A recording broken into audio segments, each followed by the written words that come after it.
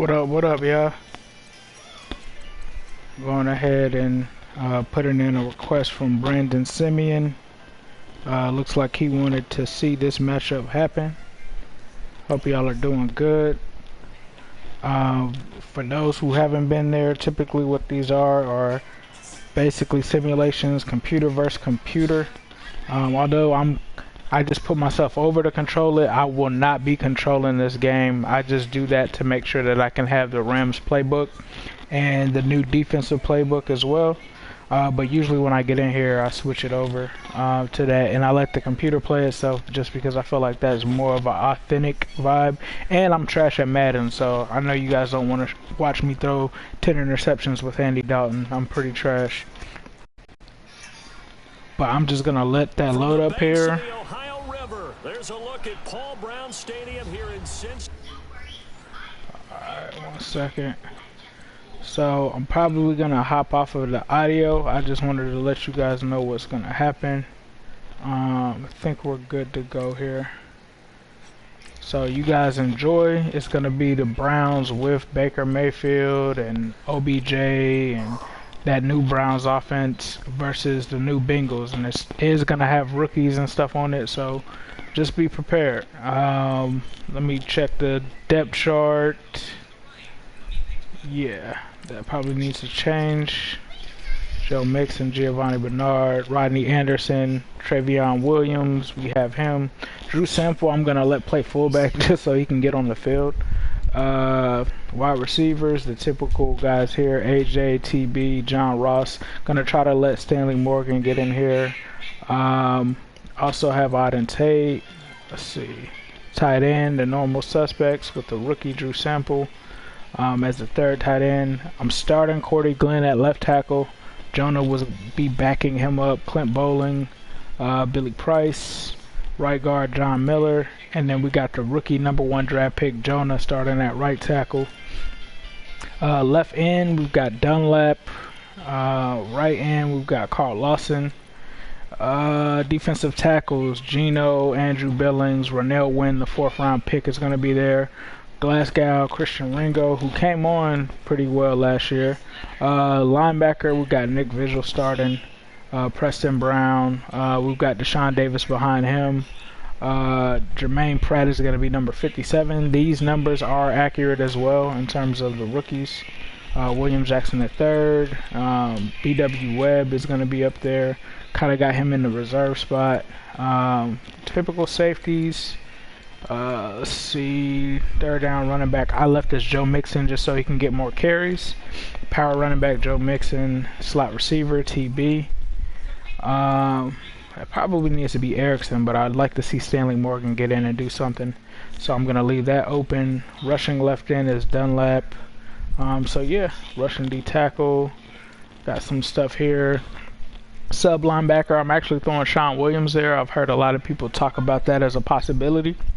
So he'll be there in coverage. And I can't see you guys' comments, but I'm logging into YouTube now on another device to do that. Then we have the slot cornerback. And yep.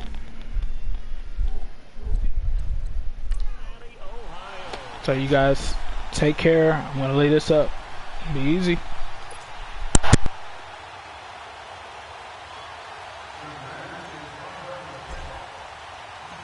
Here's Randy Bullock now to put toe to leather. And we are underway from Cincinnati.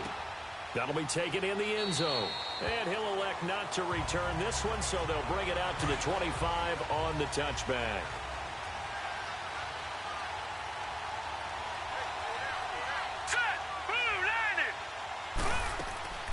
They go play action here on first down. He's got the hook up to Odell Beckham. And he'll have it past midfield almost to the 40 before being taken down. A very nice pickup of 33 yards.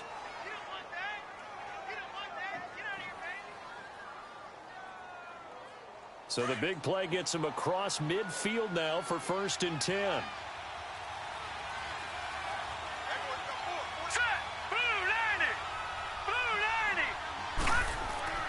Mayfield now looking to throw on first down. To the right side, and he's got Landry complete. And he's going to get it down to the 33-yard line here. Give him 9 there on the first down completion. Nothing fancy on first down, but a very consistent type of a play. Hit that slant. A lot of people call it an extension of the running game, and it can be if that pass is completed, because you hit a guy on the run like that, he often can go for big yardage. Sets him up nicely for second down, staying ahead of schedule. And they'll go with the ground attack here. And not much running room. Down to the 32. Just a gain of a yard there, and now it'll be third down. Pretty good job defensively. Thought he was going to get it, but they knew where that marker was, and they stopped him just short of it. What it does is emphasize that strategic football and situational football is not just played on the offensive side, is it? Defense understanding, as you noted, where the first down marker was and making sure they didn't get there. First carry for Nick Chubb. And he picks up the first before he's taken down at the 29. 3 yards there, good enough to keep the drive moving. Had a chance to maybe limit them to 3 if they could have gotten that stop there, but a new set of downs. And with a new set of downs, you got to take the mentality of the whole thing. Right now, everyone's looking at the offense and saying they've got the advantage. The best defenses just say, okay, new set of downs, gives us another chance to make a play ourselves and maybe change things up. Now a play fake here on first down. He's got a man wide open. It's Landry. And down he goes, taking it inside the 10, just shy of the 5 at the 6.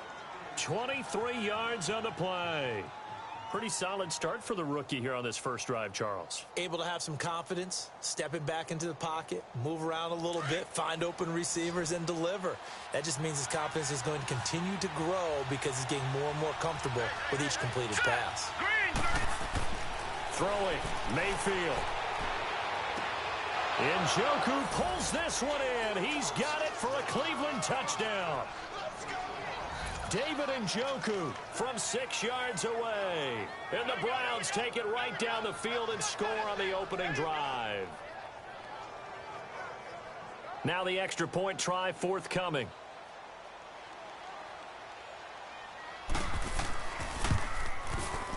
Extra point splits the uprights, and it's now a 7-0 game.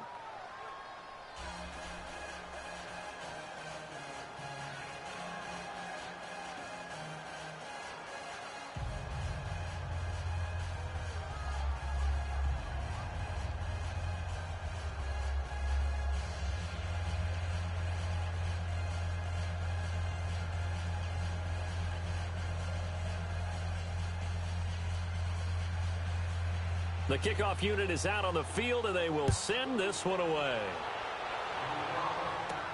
This is fielded at the goal line. And he'll take it up past the 25 to the 26-yard line. Cincinnati now ready to take the field.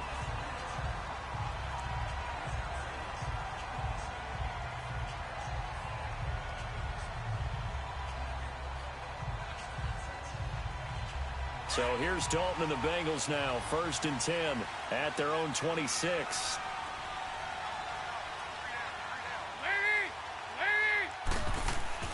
So Dalton now. This one grabbed by A.J. Green. A gain of 39 that time. Well, partner, I'm not sure how this drive's going to end, but how about the way they flip field position there? A nice attacking play that picked up a heck of a chunk of yardage. So the big play changes the complexion of things. Here's 1st and 10 just outside the 30.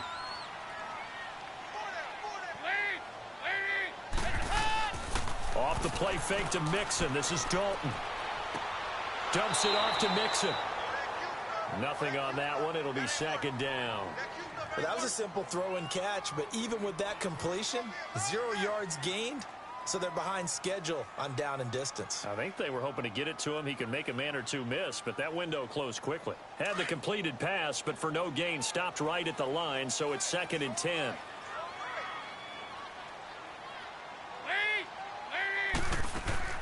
The former 2nd-round pick, this is Joe Mixon. And he'll be taken down at the 34. Only a yard on the pickup there, and it'll bring up a 3rd down.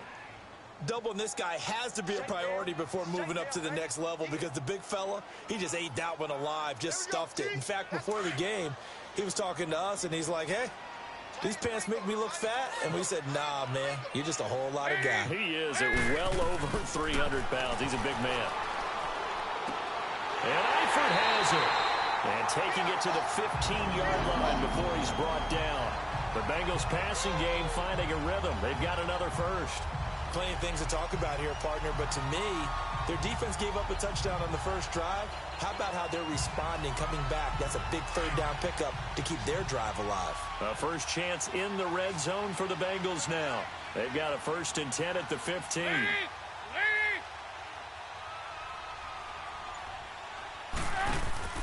Dalton operating in the red zone now. And that is incomplete here.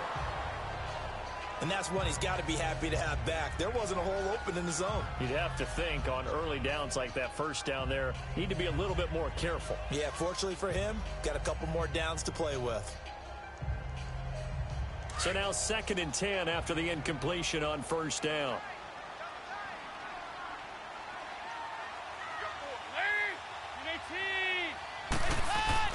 They go back to the ground now with Mixon. And once again, not much running room, if any at all. Larry Ogunjobi there to make the tackle. Early down stuff to put this offense in a precarious position. We know that securing the point of attack, especially against the big-bodied guys in the middle of this D, has got to be priority one.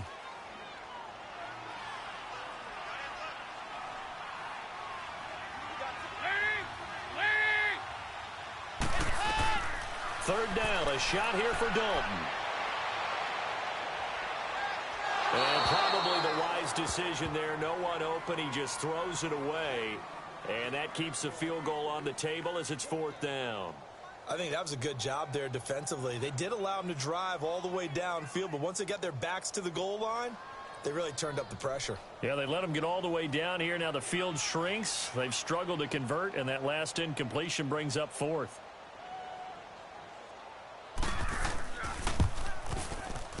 And Bullock will put this one through. And they are on the board, but still trailing. It's 7-3.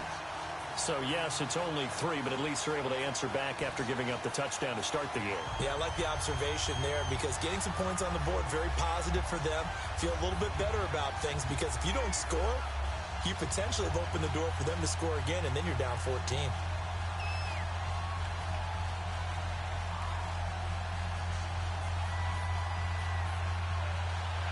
After the field goal now, it's Bullock to kick it away. Fielded about a yard deep. And the decision to bring it out, a good one, as he's up a yard or two shy of the 30. And now Cleveland geared up to take the field. They had the touchdown on the opening drive of the ball game. It was countered by just a field goal. So, hey, if your guys can do that for 4 quarters, you're in good shape. Yeah, it is a team game, so that's just good complimentary football. But, you know, I know I'm no brainiac, but you trade 6s for 3s, things are going to work out in your favor. Here we go now. Green 39. Green 39. They'll run for the first time with Johnson. And this will go for 5 up to the 33. I call that play a success. A nice inside run sets up a very manageable 2nd down. A very solid gain on that play.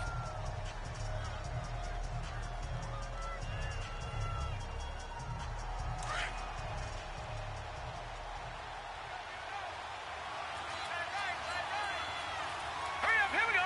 Blue 90. On 2nd down, Johnson. And they'll get it up just short of the 45 at the 44. That's good for a Cleveland first down, an 11-yard pickup. Tremendous blocking by the interior of the offensive line. They didn't just gash him there. They blasted a gaping hole for him to gallop through. I think if he comes back to the huddle, he better be giving them a whole lot of credit and thanking them for that much space to rumble.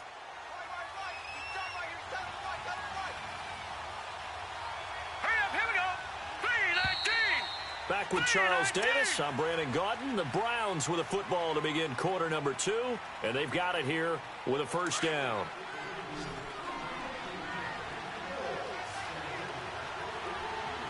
All right, here we go. Green 39. From the shotgun, it's Mayfield. To the right side and complete to Njoku. And taking it across midfield and inside the 45. 12 more yards there and another first down. Well, coaches always talk about finding balance on offense. I don't think you can get much more balance than this. Big-time run, big-time pass. A 1-2 combination. Looked pretty good. How about that? Let's see if they can continue to take that kind of a punch, though. Set. Green 39. Green. Mayfield on first down. And a quick throw here. That's complete. And they'll be inside the 35 now at the 34-yard line. 10 yards on the pickup there, and it'll be second down. One of the advantages of zone defense, as I remember it, is being able to see the play develop in front of you. One of the disadvantages, when they find those levels where they can hit you with it. Sometimes behind the corner and in front of the safety, it makes it tough to defend. All right, here we go. Blue, line it. They'll run it now out of the gun. And he gets it down to the 32. 2 yards on the pickup there, but it's enough to give him a new set of downs. 2nd and inches is oftentimes an invitation for an offense coordinator to take a big shot downfield because he feels like he can come back on 3rd down and pick up the 1st down. But sometimes you just don't want to break tendency. Stay with what you are, stay with who you know, and go get the 1st down. That's exactly what they did. Green 39. Green 39. First down, Mayfield. And incomplete. Crisis averted. Almost picked. Instead, second down. Well, prior to that, he had hit his first 6 passes to start the game, so on a nice little run to begin. It feels like this offense has carried its dress rehearsal into the game. You know, because you do practice it, you do go through it, and in this case, it is clicking exactly like they drew it up. Now let's go. Green 39. They'll run it now out of the gun. And inside the 20 before he's brought down. A good play there as the Browns strike for 16 and a first down. At this stage of the game, the run-pass numbers are a little bit out of whack because most of the yardage has come through the air. But in a sense, that just sets things up for big runs like that because the defense might be a little bit off balance. They pick up another first down with that run.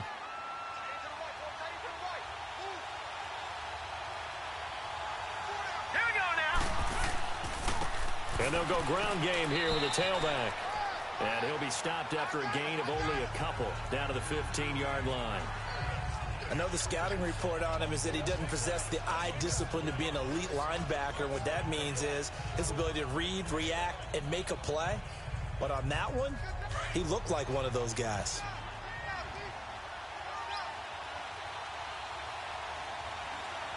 All right, here we go. Green 30. Second down, Mayfield. Finding a safety valve here. That's complete. And he'll get it here to the 10-yard line. 4 yards on the pickup, and they're going to have a third down.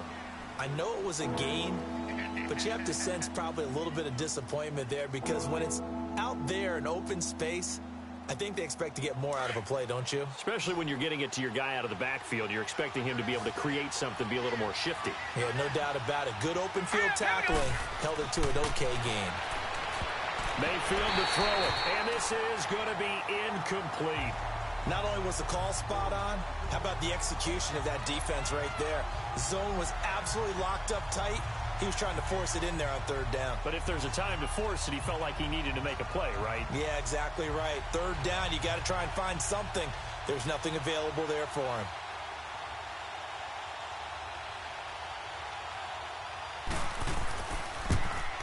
And his kick here is good. And they push the lead up to a touchdown now at 10-3. So the field goal there caps what winds up to be an 11-play drive. Well, partner, that's a lot of offense to run there to only get 3 points. So I just wonder, are they going to recycle those plays because they were successful in getting 3? Or do you go to another section of the playbook trying to find ones that get you into the end zone, get you 6?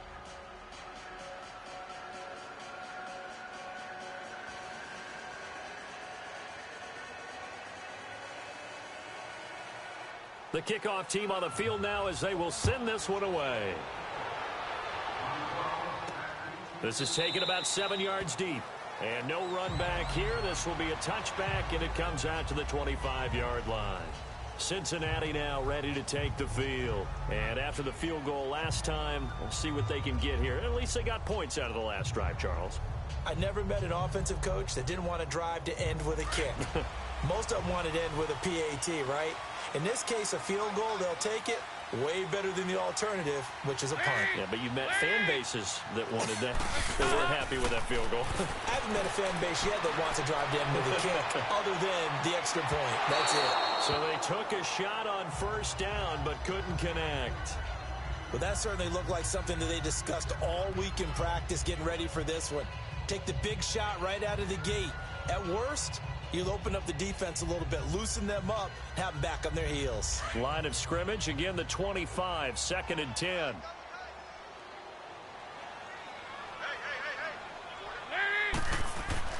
Play action here with Dalton.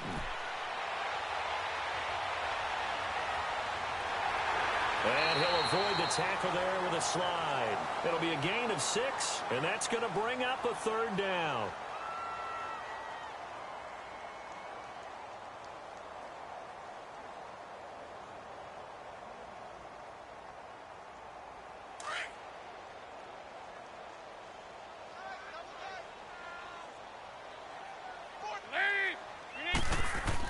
Dalton now to pass. Open man is Uzana. And brought down, but not before reaching the 45-yard line. His first catch, and it's a pretty big one. They get the conversion on 3rd down. And after that completion, you can understand why so many teams in the league are emphasizing speed on defense at every position. The tight ends have created so many tough matchups now.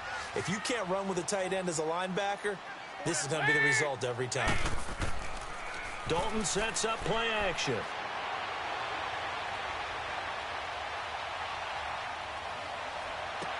And the defense loses him. It's complete.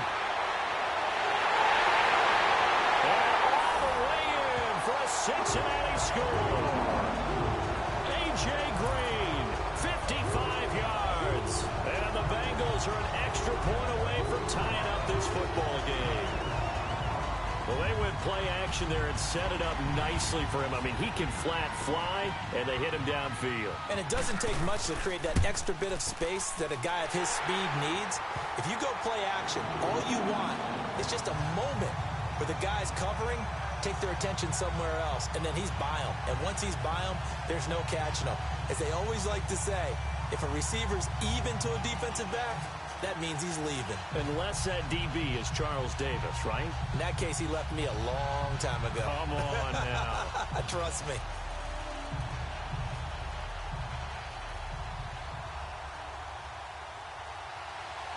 So we're right back where we started. All even as the kick's away. Fielded about a yard deep. And he'll get across the 20 before he's brought down at about the 23-yard line. The Browns offense trotting back onto the field. And they had 3 points last time, but they didn't want 3 points because they were well within range of scoring a touchdown. We'll see if they can do better now. I'm with you on that one. Let's just go ahead and be frank about the whole thing. The only one happy about the 3-point? The kicker. Exactly. He put it through the post. That's going to help him in contract time. But that offense, they're thinking, let's get in the end zone this time. I don't know if that helped him in contract time. You could have kicked that one through. I don't know about that. I don't know about that. Super tall. Now, meanwhile, a pass that should have been intercepted, but it winds up falling incomplete. It's been my observation there's been a nice variety of play calling defensively. You and I often talk about an offense's ability to keep a defense off balance with what they're doing. I think the converse has been true in this game. Yeah, I think you're right. They seem to have gone off tendency quite a bit, but only the second quarter, a lot of time to change things. On second down, Mayfield again. He's going to loft one, deep left side. He's got a man, complete. A big play that time for Cleveland. 42 yards. That's a big-time pitch and catch right there. And, partner, I remember the days when quarterbacks would try this.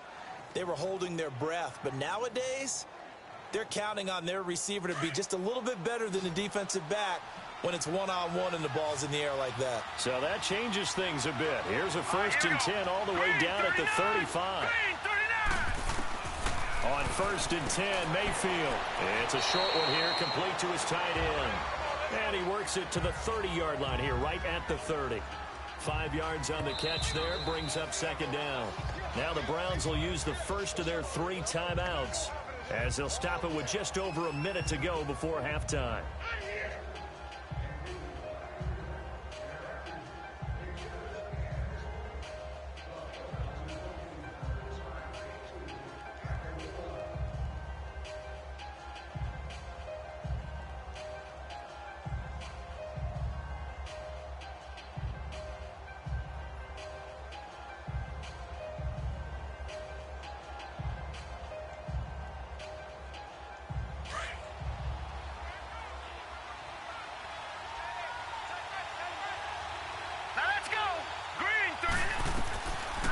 Again, it's Mayfield.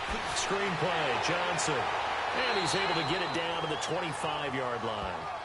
And now before this first down play, we're going to get a timeout here, as the stoppage will come with a little under a minute to go in this first half.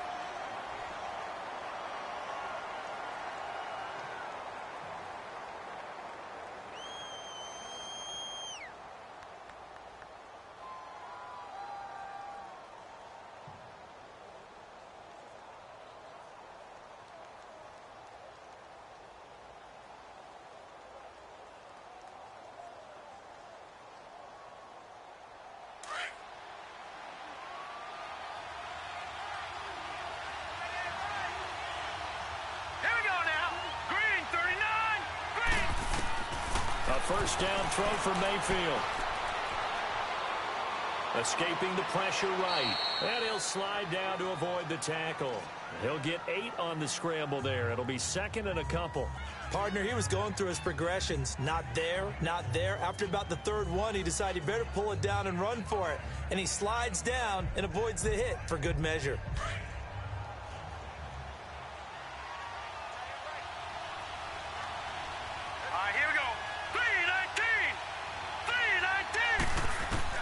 Now a second down throw for Mayfield.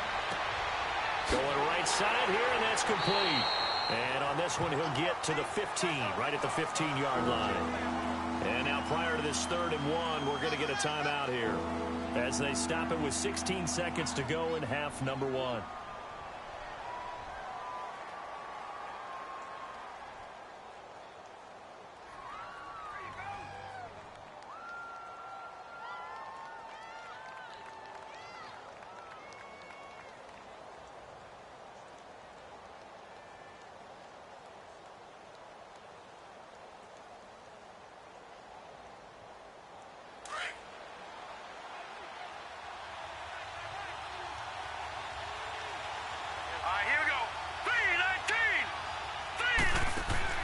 On 3rd and 1, here's Mayfield. He's going to flip one out here to his running back. And he's able to pick up the first down before he's tackled right at the 10. The gain of 5 that time gives him the conversion and makes it 1st and goal. Mayfield. This will be caught at about the 5. And he is into the end zone. Touchdown, Cleveland. David Njoku as time expires in the first half.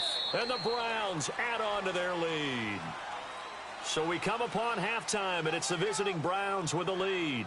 As we send you down to Orlando, where Jonathan Coachman has our EA Sports halftime report. Coach, on the return, it's Alex Erickson. And he'll be brought down at the 23, make it the 24-yard line. The Bengal offense now with a football first here to begin quarter number 3. They're down here, but very much in this game. What's the tonality of a coach's talk when a game is within striking distance like this at intermission?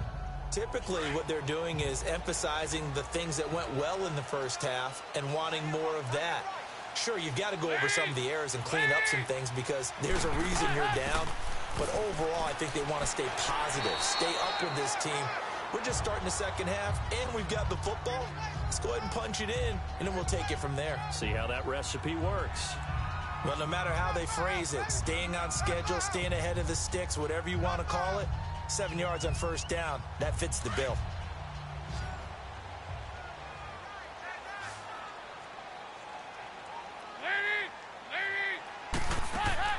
Dalton off play action.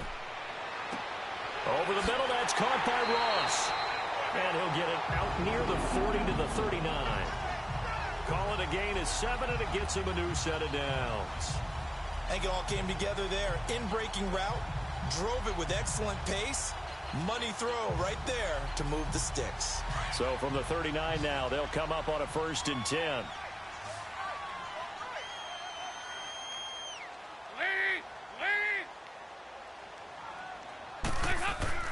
They go play action here on 1st down. Green's got it over the middle. And he'll be taken down across the 50 at the 45 in enemy territory. A Bengal 1st down on the 16-yard pickup there. If you're going to blitz, likely going to leave you in man coverage with this guy, and that is less than ideal.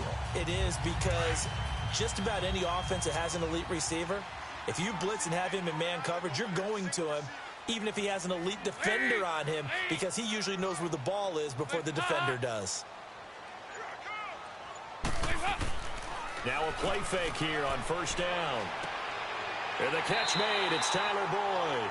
And he's corralled, but not before getting it inside the 35.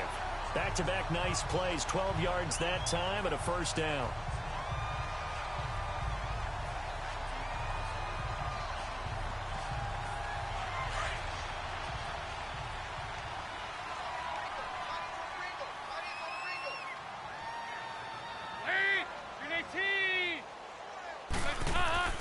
Now Dalton with a 1st and 10. He's going to fire one deep, middle of the field. So they took a shot on 1st down, but couldn't connect. Those throwing windows get a lot tighter near the end zone, don't they? And here's the thing. You already probably have 3 points in your hip pocket. You force a throw here and give up an interception, you come away with nothing. Especially tough in the middle third of the field where he threw that one. 2nd and 10 from the 33-yard line.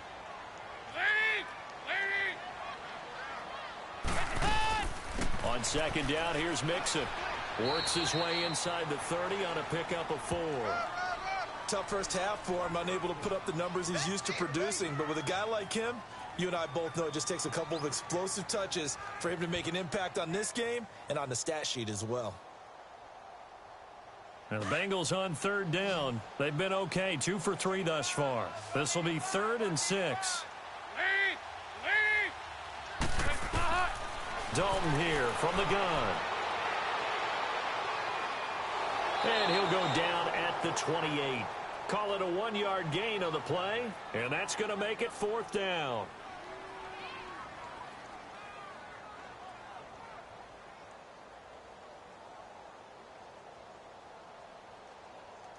So out comes a field goal team now for the 2nd time here today.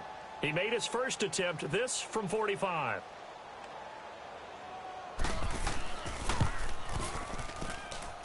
And this will be off the right upright, but he banks it in. A high degree of difficulty there, but he gets it to go.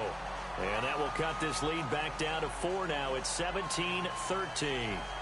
So he needed a little assist from his friend the right upright, but 3 points all the same. Yeah, he's a right-footed kicker. Normally, you don't mess with the right upright as a right-footed kicker, right? You're trying to bring it back right to left. But in this case, he got the assist. Right was right. After the field goal now, it's Bullock to kick it away. That'll be taken in the end zone.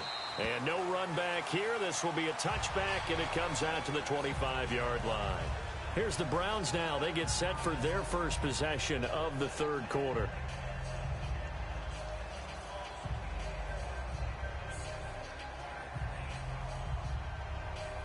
Mayfield going to lead the Browns up now, 1st and 10 at their 25-yard line.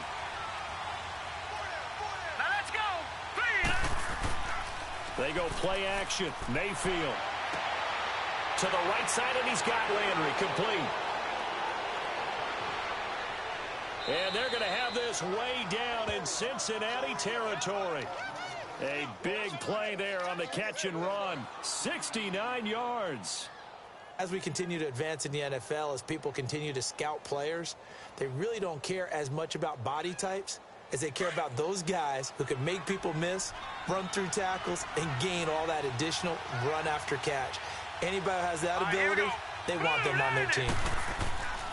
They'll try and run for it on 1st and goal. And he'll take it into the end zone for a Browns touchdown. A great effort there. A 6-yard touchdown run. And the Browns add 6 to their lead. Well, that was a quick hitter drive. They had the huge play to get him down near the goal line, and then they run it in. I don't know that the defense ever had a chance to catch their breath. A lot of the time now when we see people hit big plays, and each team defines a big play their own way, 10, 15-yard gains. In this case, it was a huge gain. They often want to hurry up and go right away. Keep the momentum going, hit them again, and I think we just saw that there. The second play resulted in pay dirt.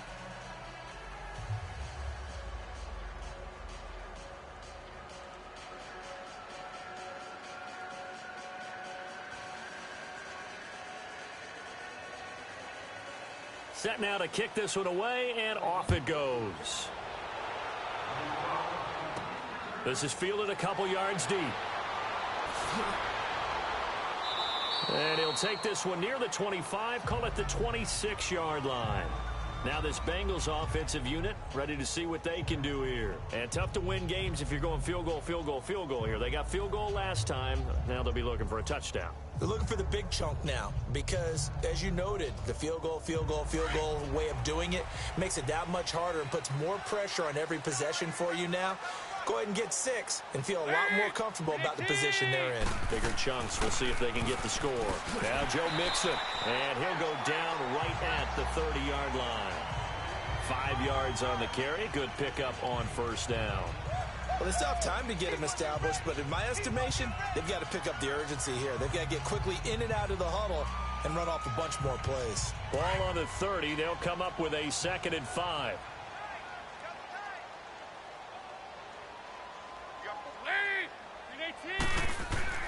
Off the play fake to Mixon. This is Dalton. The attempt on the dive, and he has it. What a catch. A Bengal 1st down on the 16-yard pickup there. I know you don't get anything extra for degree of difficulty, but maybe you should. He's done absolutely everything in this game today, including laying out for that one. Andy Dalton now 5 straight completions here in this second half. 1st and 10.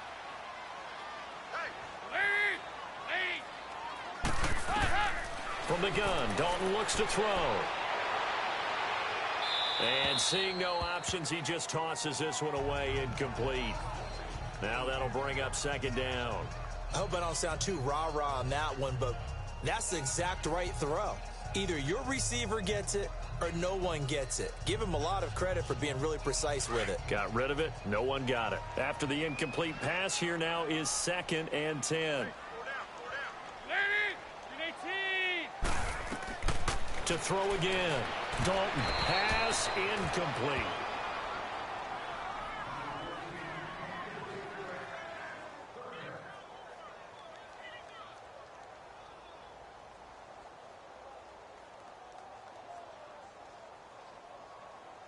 This offense in desperate need of a conversion as they come up on 3rd down.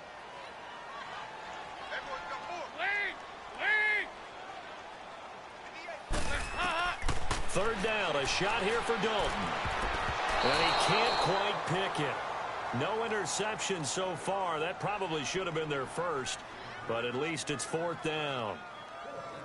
Well, this at least is the right idea. I think they've got to get the tight end more involved. He had just 1 target in the first half, incomplete. Now incomplete here with the first target of the second half. Yeah, should not stop them at all from going back to him, though. Find him. Find him.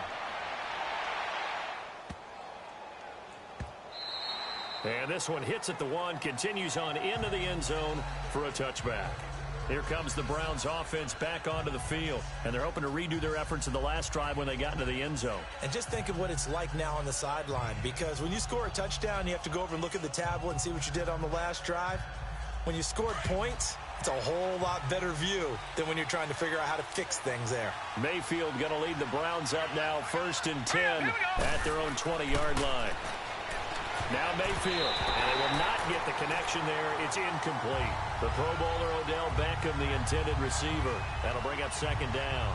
It's always a battle. Who's going to win on 1st down, the offense or the defense? Let's face it, if you've got the ball, 4 yards or more on 1st down is what you're aiming for. They tried to throw for it there. Nice effort to knock that one away and bring up second down. After the incompletion, they'll try once more from the 20-yard line on 2nd and 10. They'll run it now out of the gun. And he's going to get this one across the 30-yard line. That'll move the sticks for the Browns, a gain of 12. Absolutely love the run right there. This guy's known for his quickness, but also for his speed, and he's able to get to the second level almost before you blink if you give him any type of blocking. Always talk about slot receivers, and they're usually known as quicker than fast. In this case, we've got a guy who's quick and fast, and he used it to great advantage. And on the ground they go with the running back. And he'll get this up only to about the 33. Just a yard on the pickup there, and it'll bring up a 2nd and 9. In the first half, he was held in check on the ground, but despite that lack of production, they still have the lead. Yeah, and they've got to feel fortunate about that. If they could actually get production from their lead horse, that would help open up this offense and widen this margin, too. Here we go now. 3-19. Back now in Cincinnati. It's the Browns football, and they've got the lead here as we start quarter number 4. Here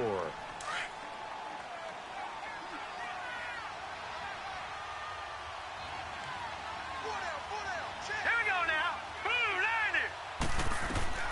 Mayfield now on 2nd down. And oh, look at that, a diving catch. 14 yards, and it's a Cleveland first down. And that's how you throw for a whole heap of yards in a game. You get efforts like that from your receivers. How about him laying out for that catch? Yeah, excellent. Makes the quarterback look a whole lot better. A couple of first downs on the drive already, as they'll go from the 47 now on first down. Here we go now. Green 39. Green. Mayfield off the play fake. He's going to sling this deep downfield. And it's intercepted at the goal line. William Jackson with a pick. And a big turnover there as his guys will get the football back. 2-score game here in the 4th, and that pick, it kind of keeps the door ajar, doesn't it? It does, and you wonder about their strategy because with a 2-score lead, you would think maybe you're just sitting on it and trying to drain some clock. It's almost like they felt like, hey, we've got a good cushion. We can keep pressing it. It ended up costing them. Give them a couple on the catch. It's 2nd and 8. This possession means so much for them. They've got to focus on this drive and find a way to make this a one-possession game. Yes. Got to get a score. Yeah, so good with a field goal. Don't necessarily need a touchdown. From the 22, here's 2nd and 8.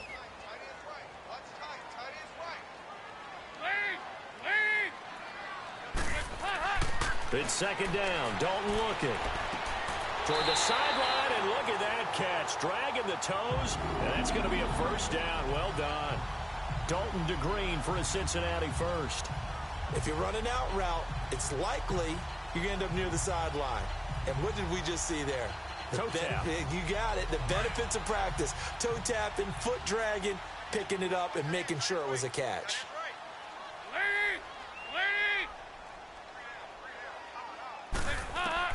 On 1st and 10, here's Andy Dalton. And he'll toss this one incomplete. Seeing no options, he throws it away. What's the old adage? Be quick, but don't hurry. Well, that went right out the window there. He was hurried, harassed. That ball had to be gotten rid of. Otherwise, he was going to get sacked. Here's 2nd and 10 now from the 35.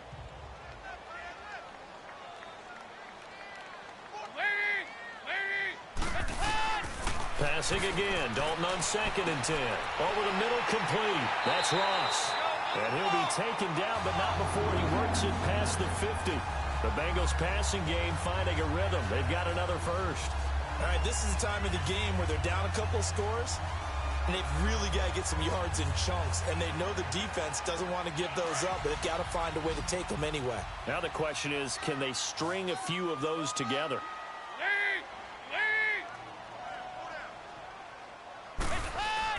First and 10 for Dalton. He finds Ross right side. It's complete.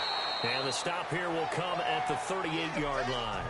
Give him 9 there on the first down completion. That time they hit him out of the slot on the drag.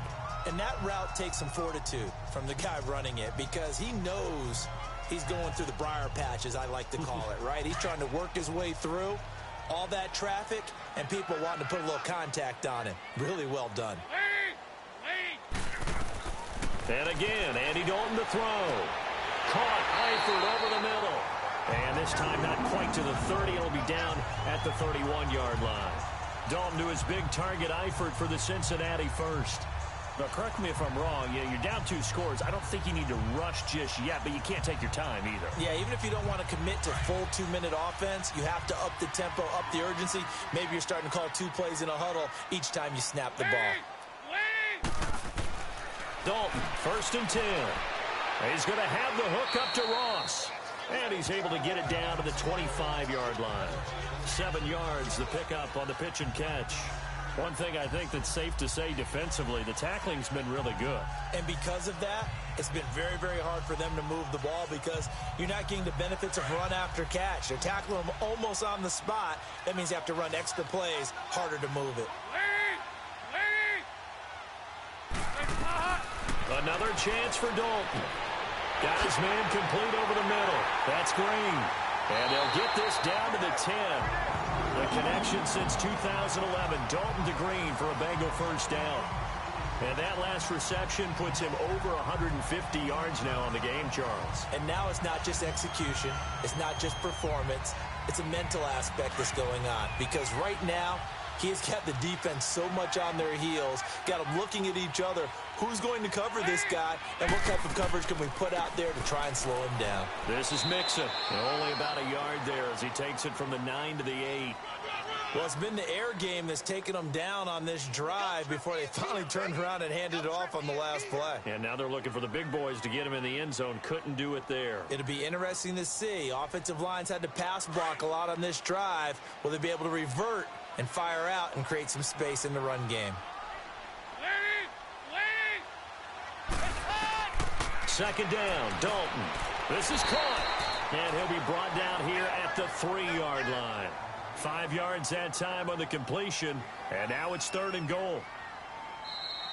Here comes the boom. I see you, boy. I see you.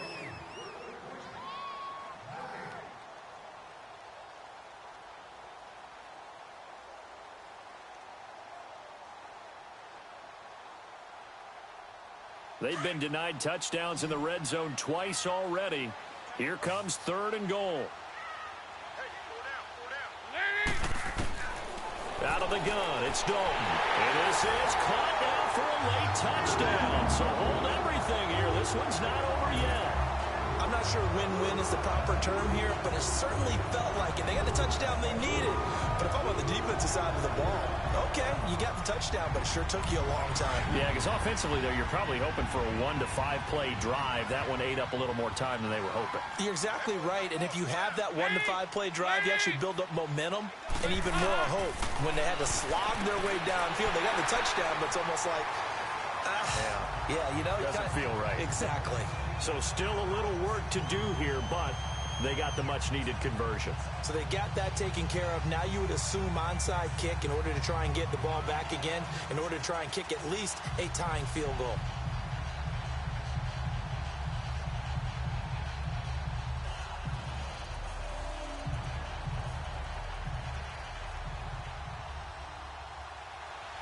Bullock out now to kick this one away.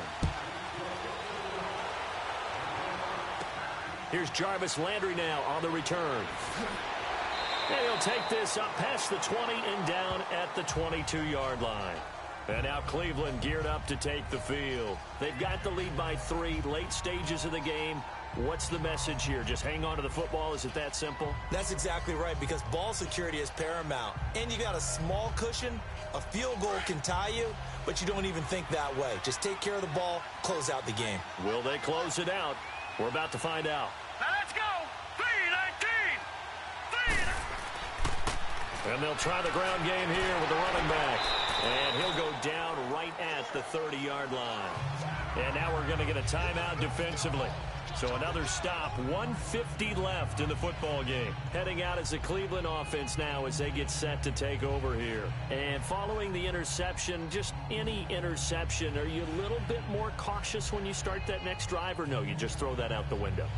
I think you are. I don't think that there's any way you can run back out there and go, totally didn't affect me. Let's just go ahead and be loose with the football again. You're going to take care of it, but you have to be careful about being too cautious because now you can't run any offense at all. Still want to attack. We'll see how they attack them here. So they come up on second down, and they can get another run like we just saw. Would likely put an end to this thing. Back to the ground. This time it's Chubb. And he'll be brought down shy of the 40 at the 38-yard line. And now the Bengals are going to call another timeout. And they'll be disappointed to have to burn one there after giving up the first down.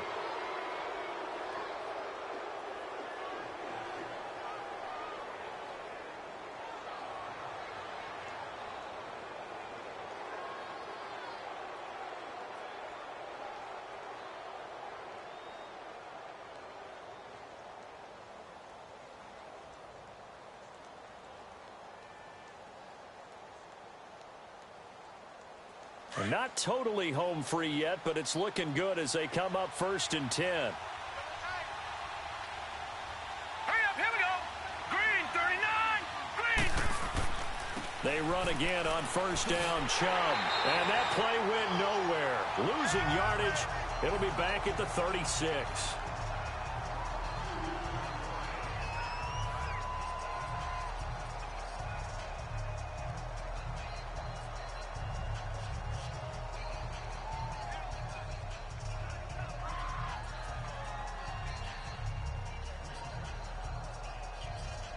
Second and 12, and you'd have to assume another all-out effort to stop the run is coming. Hey, hurry up, here we go. 3-19. They go with Chubb on 2nd down. And he'll get this up to about the 38-yard line. Give him 2 on that run, and they're still left looking at a 3rd and about 9 to go. And now the question everyone's wondering, look at the clock, late 4th quarter, do they put the ball in the air here on 3rd? I don't. I run the football, and I tell my offensive line, no leakage up front. I don't want my running back hit as I hand the ball off to him. I don't want any type of an issue. But if I am going to throw it, quick throw, out to the perimeter, maybe one of my best receivers running a quick slant or something like that. And a loss of 3 to bring up 4th. An interesting and intriguing decision there defensively because they kept extra DBs on the field despite seeing the multiple tight end look that came out for the offense. I thought they were going to switch out of it. I didn't know if they felt they didn't have time or what the case was. Well, in any event, the extra speed allowed for great penetration as they stuffed that one behind the line of scrimmage. And this one hits at the 3 and then bounds into the end zone for a touchback. Cincinnati now ready to take the field. So you're right there, but obviously the clock is not your friend. How do you handle this situation? You're thinking 2 plays. One, to get yourself in position for the second one, whether you're able to get into field goal range or you have to try another deep pass, another Hail Mary, but you're trying to get the first one to a receiver, get out of bounds, and give yourself a chance to set things up for an easier shot at it. Let's see if they can do it. Might be easier said than done. Throwing to start the drive, but that one incomplete. And this one incomplete. And all that remains is 13 seconds.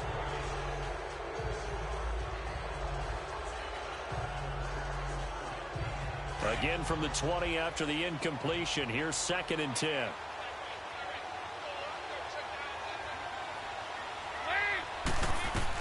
Back to throw. Incomplete. And we're down to 8 seconds now. He was looking for his favorite target, A.J. Green, that time. And it'll bring up 3rd down. This defense has watched their lead dwindle away. This is where they really need to bow up.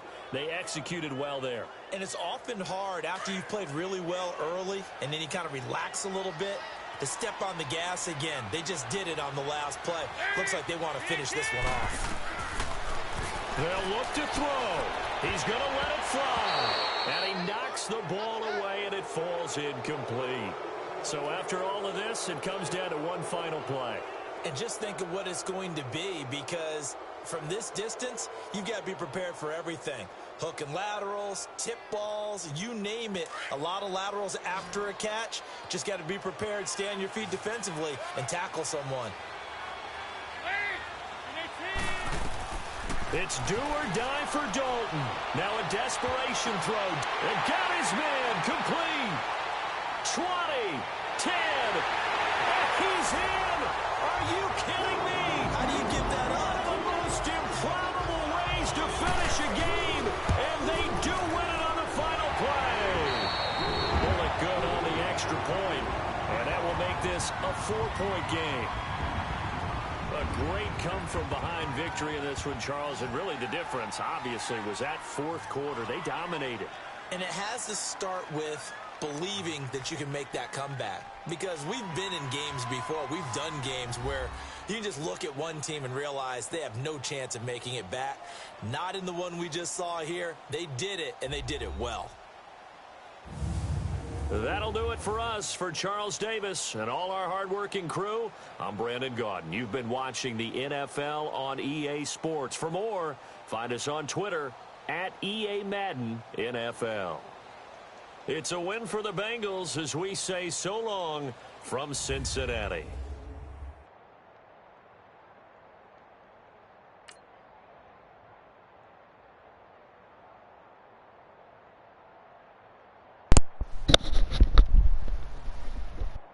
Bro, that was crazy. What? Morgan Stanley. Oh my God. Andy Dalton, 19 of 30, 337 passing yards. Goodness gracious, man. Oh my God. That definitely was a Browns way to lose the game. 3 passing touchdowns, no interceptions. Baker Mayfield had a good game as well. 249 passing yards, 2 touchdowns, 1 interception, 75% completion ratio. Let's look at what we got here. The running game honestly was pretty trash. Nothing much there. 1 rushing touchdown by Kareem Hunt. Duke Johnson for some reason got off. Not sure why. AJ Green, bro, 6 receptions, 154 yards and a touchdown. David Njoku for the Browns, 6 receptions, 45 yards, 2 touchdowns. John Ross, 4 catches, 41 yards. Tyler Eifert, it looks like 4 receptions, 33 yards, a touchdown. Crazy thing is there is no Odell Beckham Jr. on here. William Jackson III apparently shut him out, which is crazy. Don't think that that's going to happen in real life in terms of him having 0 catches.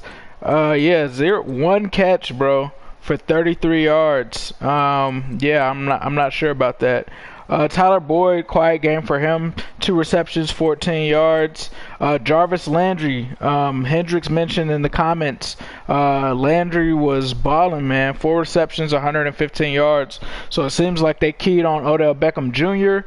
And it looks like Landry was the beneficiary there.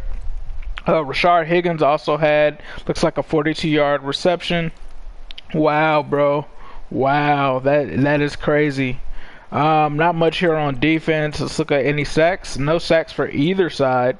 1 interception for William Jackson III. Yeah, man, he was locking up. So I am going to now go to another game. It looks like you guys want to watch the Steelers next. Is that true? You guys want to see us take on Pittsburgh? Is that what it is? Pittsburgh? That's what's next. Somebody said that they wanted us to be away, so go ahead and get that popping. Oh, I have to check to make sure that they didn't put in make sure they didn't put Ryan Shazier in. This Madden is weird like that sometimes. Obviously, he's not going to be probably playing this season. Let's see. So I'm just gonna check that first because that's just, we don't want to have that happen. Just checking. These rosters are actually pretty good, but I'm just gonna double check to be sure. Yeah, no Ryan Shazier in. Check right outside linebacker left. Alright, looks like we're good to go. Yeah, let's go ahead and get that popping. Let's run it. I like the new settings, bro. It's a lot better. I went with the arcade settings. That's why there's so much scoring. But when you only have 7-minute quarters, I felt like I needed to increase that. I like the results of what's happening. Honestly, the running game should be better, but I don't know. I'm gonna let this run for a couple of games on these settings and just see what I think we should do after that. But yeah, I use the LA Rams playbook, so we get the Zach Taylor offense. This is one that I found online that's a 4-3 nickel dime defense. Just didn't want to use the same defense that we already had. Just found another one. All white jerseys. When you say all white, do you mean let's see, this is what I'm looking for. Color rush? Cause I'm thinking color rush, bro. You guys feeling the color rush or no? Let me know. Let me know in the comments. I'm not gonna pick it until you guys say. Alternate. All white, alternate. I think I'm gonna run with the color rush, bro. I think I'm gonna. One thing that I'm gonna do though, I'm gonna go with the 1970 socks though on the color rush. I like that better. You see how that orange is in there? Kind of complements it a little bit better. Let's see. Nah, white and black shoes. Nah, I think I'm gonna go with the straight up white on white. White and secondary. Nah. White on white is cool, yeah. I'm gonna go with the white on white. Alright. Alright, everything is cool. Just gonna go ahead and get that popping. Alright, so arcade mode, 7 minutes, 20 seconds. We're at the Squealers. Yeah, let's make it a nice day, man. A nice day in Pittsburgh. Nah, man, I didn't do the all Madden. I switched it down to the all pro because it seems like it's more flexible. And I mean, most people play at least online on all pro. I'm an all Madden guy, but I don't know if that even means anything for the computer when it's playing itself. You feel me? But I went with the all pro just because I saw that that's what people recommended online for computer versus computer games that you're not gonna participate in. So that's why I went with that, Hendrix. Yeah, bro, that was a dope game though, bro. I wish I would have actually had my mic on. I was trying to get my son together.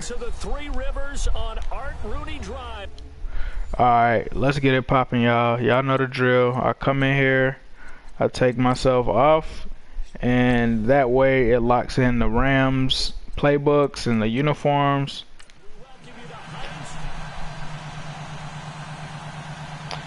So you guys enjoy this game, bro. Straight up. I'll be back later for the recap. Here's Randy Bullock now to put toe to leather. And with towels waving, we're underway from Heinz Field. That's fielded in the end zone. And no run back here. This will be a touchback, and it comes out to the 25-yard line.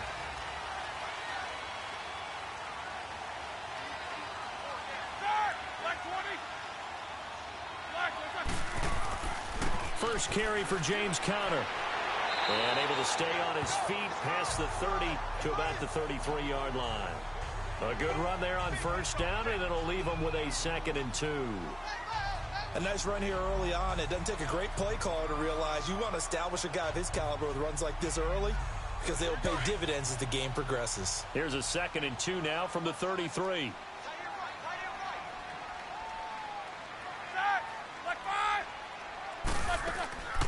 They'll run it now out of the gun.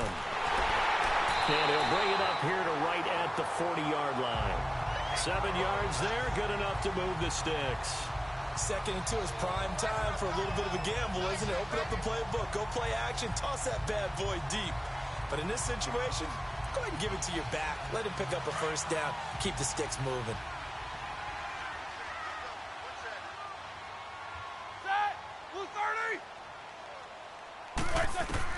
Now Roethlisberger on first down. And McDonald here over the middle.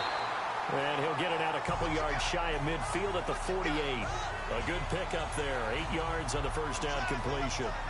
It is hard in zone coverage to stop a curl route because when they see it, they just try and find the open spot and sit down. Yeah, we always talk about finding the soft spot in the zone. What's the key to doing that? How do you do it? You have to read what the coverage is. Is it 2 deep? Is it 3 deep? Because then you know where the linebackers are going to drop, what spots on the field they naturally get to, and you find that open space, and then you're in sync with your quarterback. He should be reading the exact same thing, and they put the ball right on you. 2 yards on the pickup there, but it's enough to give them a new set of downs. But we always talk about good down and distance, allowing offenses to expand their playbook. Well, 2nd and 2, that means your playbook's wide open. You can run just about anything. But a lot of times, the play caller, he just looks down at his sheet, sees the short yardage runs, and goes to one of those. From midfield now, here's Roethlisberger. He's going to go for a big play downfield. And it's knocked away and incomplete. Juju Smith-Schuster, the intended receiver. And that'll bring up 2nd down. What I loved about meeting with these coaches before the game is we didn't even have to ask any questions. They told us that they were going to be aggressive and push the ball downfield. They weren't successful on that play, but look for them to try it again later. So after the incompletion on first, now 2nd and 10. Here's Roethlisberger. Going top shelf for Smith. That's caught inside the 20. And oh, so close as he takes it all the way to the 2-yard line. A big play. Smith-Schuster on the throw from Big Ben. 49 yards.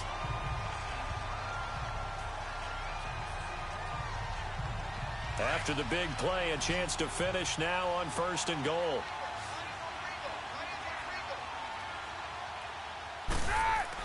Roethlisberger will throw. And it's hauled in by Rodgers for a Steeler touchdown. Eli Rodgers, a 2-yard touchdown grab. And the Steelers take the ball down the field and score on their opening drive. Chris Boswell now for the extra point. Boswell good with the extra point. And that makes the score 7-0.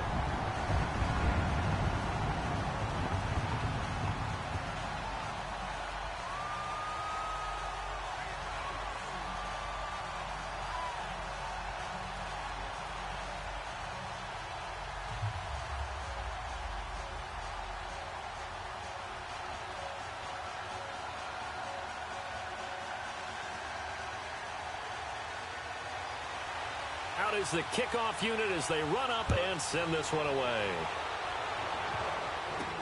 Fielded about a yard deep. They'll bring it back to just about the 25. Call it the 24-yard line. And out now, here come the Bengals.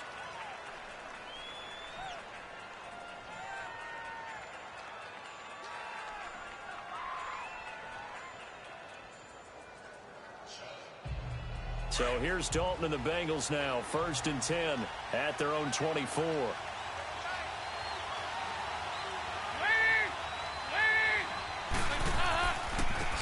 the ground, this is Joe Mixon. And he is met in his tracks behind the line of scrimmage. The loss of a full 3 yards, and now it's 2nd down. It's a tough one right there. He ran right into the teeth of the blitz as the linebacker was freed up in order to stuff that one for a loss. I think quarterbacks got to see that. Got to find a way to audible into something a little more advantageous.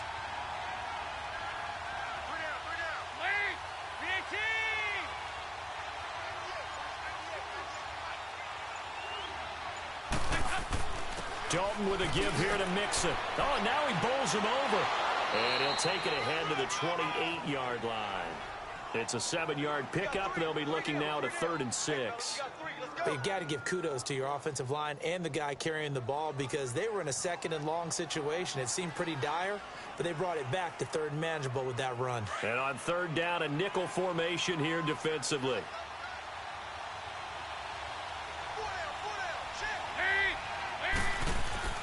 Dalton off play action. And the Steeler pressure too much here. He's going down. Stephon Tuitt, the former Notre Dame man, with a big-time sack on 3rd down. And it'll be a loss of 7. So on 4th down, on comes the left-footed punter, Kevin Huber, to punt it away.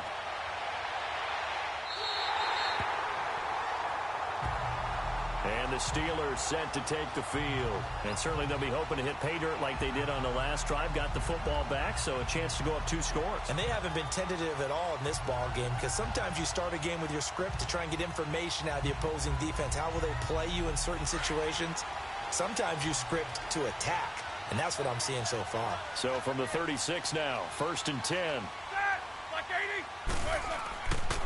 Roethlisberger will hand to Connor. Nothing doing. Barely able to muster a yard to hit the 35. One thing to keep in mind, partner, especially in the second half, when you've got a running back of this size, of these dimensions, I can just tell you, attrition does set in for a defense because you're excited about hitting him in the first half. Maybe not so much in the second half, and some of these shorter gains turn into bigger runs later. They'll run it now out of the gun. So he got free of one tackle but couldn't do a whole lot else. Give him 3 yards, and now they're left needing a conversion here on 3rd and 6.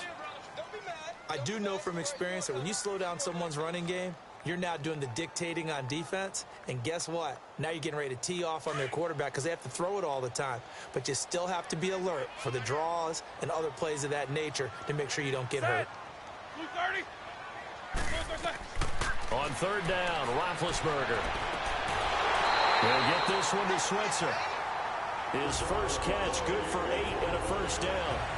And a good quarterback facing zone coverage. If he has just a little bit of time to survey the scene, that's what's going to happen. No doubt about it. If there's no pressure, he's going to continue to pick them apart because he'll have all that time to find someone open downfield. You can only cover for so long.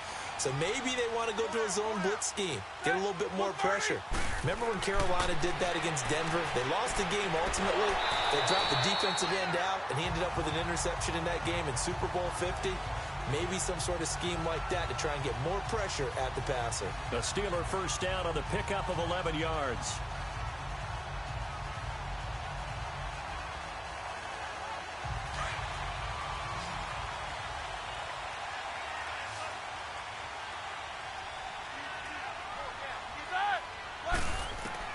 On 1st and 10, it's Roethlisberger. That's complete right around the 8. And here he'll get it down to the 7.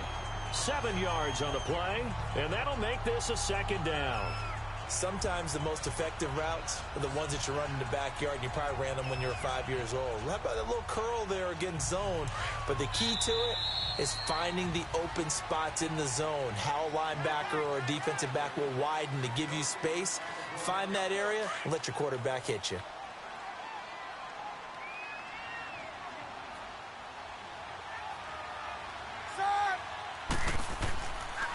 Connor.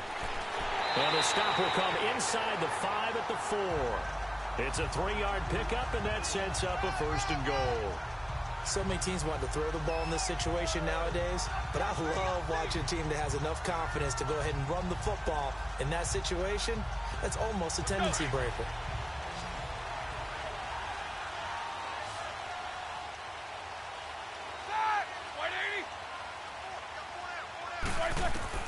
Out of the gun, it's Roethlisberger. And caught in the end zone. Touchdown, Steelers. Vance McDonald from 4 yards out. And the Steelers find a way to stretch their lead. Boswell for the extra point.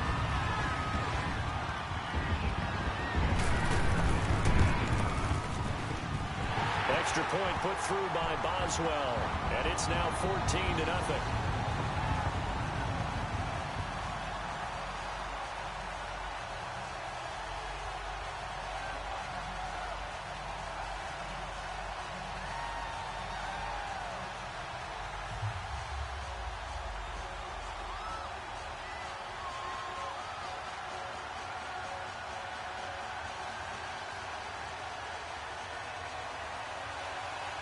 The kickoff unit is out on the field, and they will send this one away. Fielded about a yard deep. And a nice return sets them up pretty good here at the 30-yard line. So now the Bengal offensive unit back out onto the field. Already down 2 touchdowns here in the first half. This becomes a pretty important drive, doesn't it? It certainly does, and a lot of the teams script plays. We know that, right? They have a script to start the ball game, and typically those scripts go between 12 and 24, 25 plays. Down 2 touchdowns early, probably not very deep into their script. I think that they'll stay with it. I don't think they'll abandon it just yet. and try and generate some offense on this drive. Anything. At least 3 points, get that 0 off the board. It'll be a gain of 10 to start the drive out, and by a few inches, that'll be a first down. I'm okay with the call there. In fact, I actually like it. I know they're down a couple of scores, but the running game worked in that situation. I would continue to go in that direction.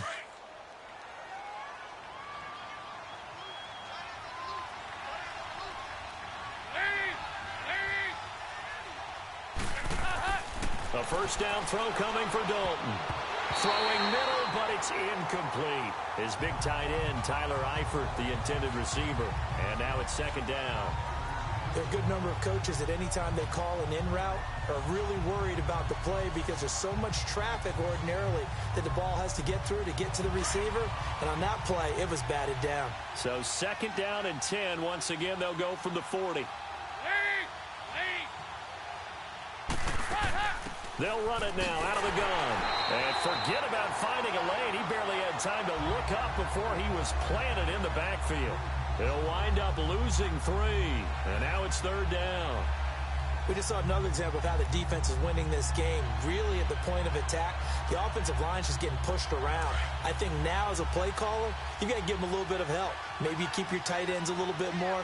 Maybe the running backs help you a little bit with the pass blocking. But you've got to help them get some confidence because you can't abandon the play calling right now. Brought in here by Tyler Eifert. And he'll get up near the 45. They'll spot it at the 44.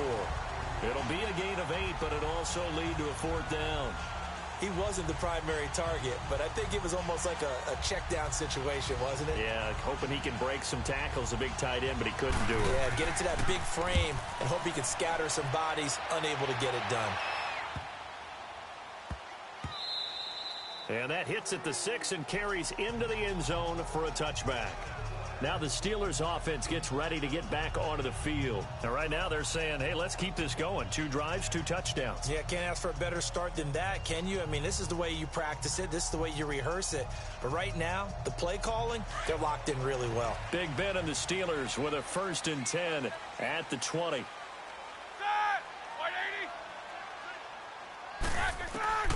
From the shotgun, it's Roethlisberger. Toward the center of the field, but it's incomplete. Vance McDonald, the tight end, was the target, and it's second down. When I watched that play, I thought about what my coaches had told me in the past. The biggest teaching point, get your head around. Locate the football so you can make a play on it while it's in the air. That's exactly what he did there. That was nice. They'll try again from the 20 on 2nd and 10. They'll run it now out of the gun. And he'll be brought down here at the 28. A nice job to get 8 there after the incompletion, and now they'll look at a 3rd and 2 coming up. And that looked like some pretty easy yardage there right up the gut. And he's a guy that has some height to him, so when you don't have to drop a shoulder or create or get through contact or trash, makes it a lot easier to stay upright, see the field, and make a run as we just saw there. Off the play fake, here's Roethlisberger. Throwing for his running back, and he's got him complete. And brought down, but not before he was able to break the tackle, and the extra effort moves the sticks. A gain of 4 that time as the drive continues. And defensively, they were in zone coverage there. Do you have to be a little careful? You're losing playing against a good quarterback like he is to not play too much zone? Yeah, you have to be careful about how much time you're giving up. I think it's a good point you just brought up. So maybe if you still want to play zone, you go to a zone blitz scheme. And you can drop anyone out of your defensive front. Defensive end, defensive tackle. It doesn't matter. You just exchange someone to bring more pressure towards the quarterback and still try and cover downfield. 7 yards, the pickup on the pitch and catch. What I love about watching the passing game nowadays is that the one-dimensional receiver is really starting to leave the game. You've got to be able to do it all. Of course, you got to run fast. Of course, you got to catch the ball. But route running savvy and toughness, there's a premium for all of that now.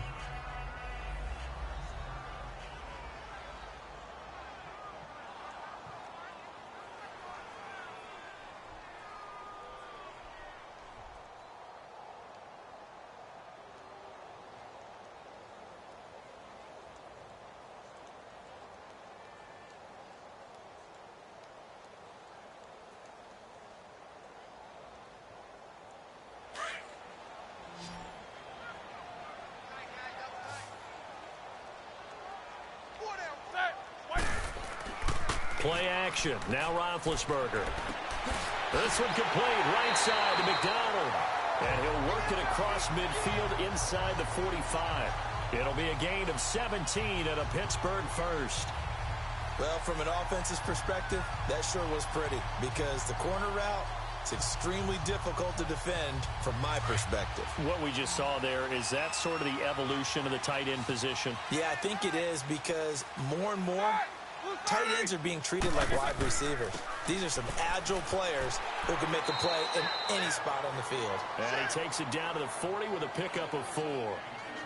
Typically, we think it's the strong safeties that are better tacklers, especially closer to the line of scrimmage amidst traffic. But in this case, how about the free safety coming up and making the big-time play?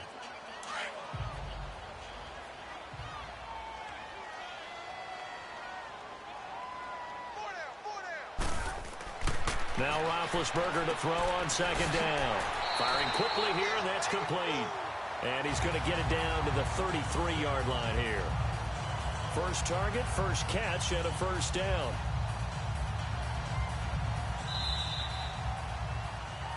Last stop. Last stop.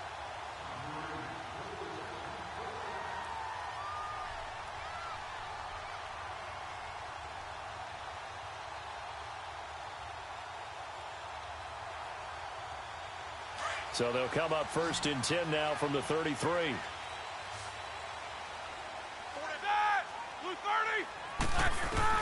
Throwing now, Roethlisberger on first down. Over the middle, complete. That's McDonald. And inside the 20 before he's brought down. The passing game in rhythm right now for Pittsburgh. There's another first down. I know the halftime's approaching, but I don't think he's going to want to take a break. That's his 5th catch. Yeah, they've really been targeting the tight end. Roethlisberger coming up with a first and 10. And he's 5 for 6 now throwing the ball on this drive. Inside the red zone here. They'll look to throw. Finding a safety valve here. That's complete. No gain, and it's second down.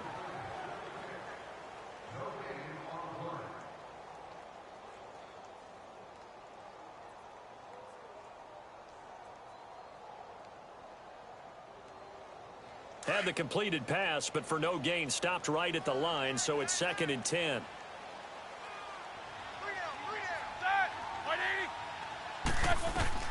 Again, it's Roethlisberger. Over the middle, hauled in by Smith-Schuster. And he's brought down just outside of the 10 at the 11. The reception good for 7. It's third down.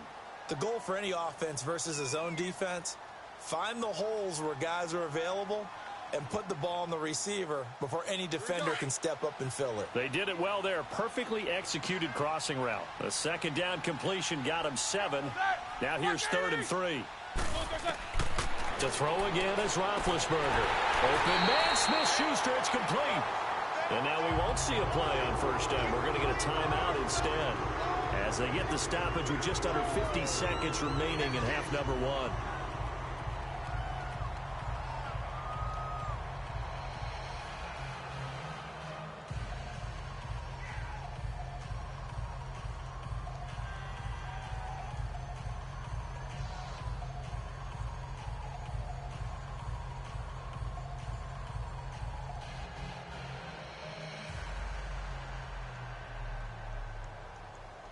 Here's first and goal, and gosh, points here, a chance maybe to put this thing away before halftime.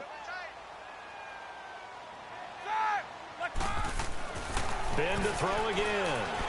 And did he get the feet down? No, they'll say he did not. It's incomplete. He was looking for Dante Moncrief that time, and that'll bring up second down. Boy, you will not see a quarterback of his caliber miss on one like that very often. I mean, there it is, wide open, got the shot, and he misfires. We talk about, boy, he'll want that one back all the time. He definitely wants that one back. Throwing again, it's Roethlisberger. And he's in. Touchdown, Steelers. Eli Rogers, 2 catches, 2 touchdowns here so far. And the Steelers are going to add on to their lead. I heard a coach talk about those late-in-the-half scores, especially ones that give your team a pretty decent cushion. He said those could be the ones that could finish off a squad if you let them. Yeah, they've got the cushion. This half has been theirs. Boswell good with the extra point, and that makes the score 21-0.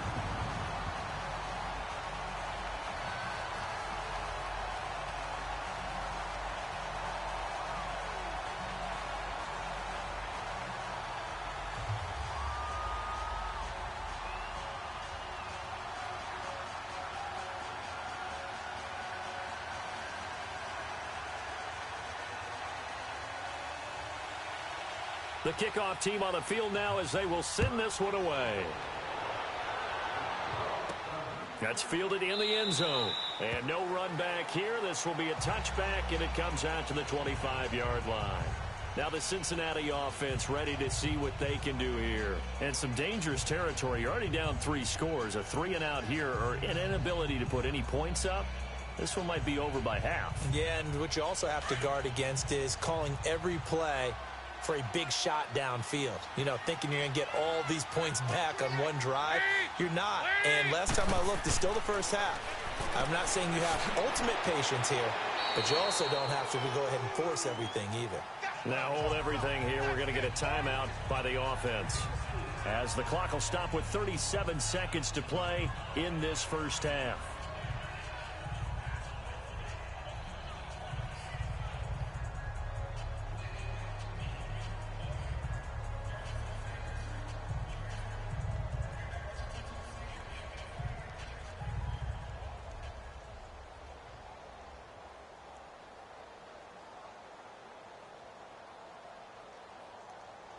Second and 6, just inside the 30.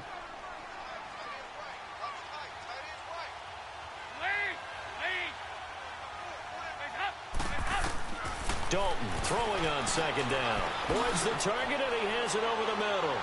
And he'll get it up near the 35, right at the 34 here. That catch good for 5. It's third down. Now the Bengals going to signal for their third and final timeout, as the clock will stop with 21 seconds to go here in the first half.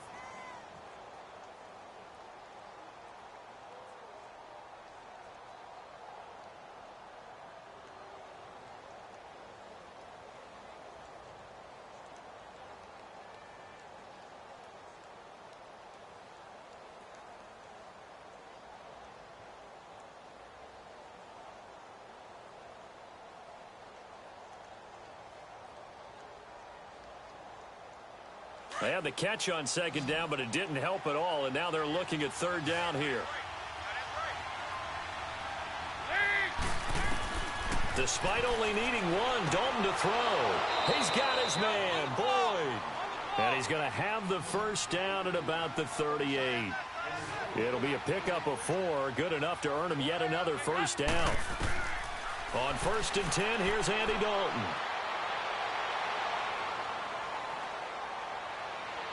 And he'll slide down to avoid the contact. So we reach halftime here in the Steel City with the Steelers on top. As we'll send you down to Orlando, we check in with Jonathan Coachman for our EA Sports Halftime Report. Coach, that'll be taken in the end zone. And he won't return this one. He'll go down to a knee, and they'll start at the 25. So here's Dalton and the Bengals now, 1st and 10 at their own 25-yard line. Mixon will get it to start the second half. And he's able to plow forward up to about the 29, just shy of the 30. Stephon Tuitt, the one that got him down. Well, it's time for them to be good teammates right here. And what I mean by that is possess the ball for a little while. Get at least 2 first downs. Give their defense a chance to settle down a little bit after they give up a touchdown.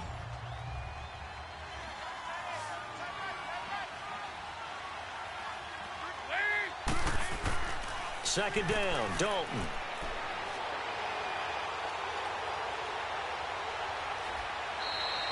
It'll go as a gain of 6 that time, and it moves the chains as well.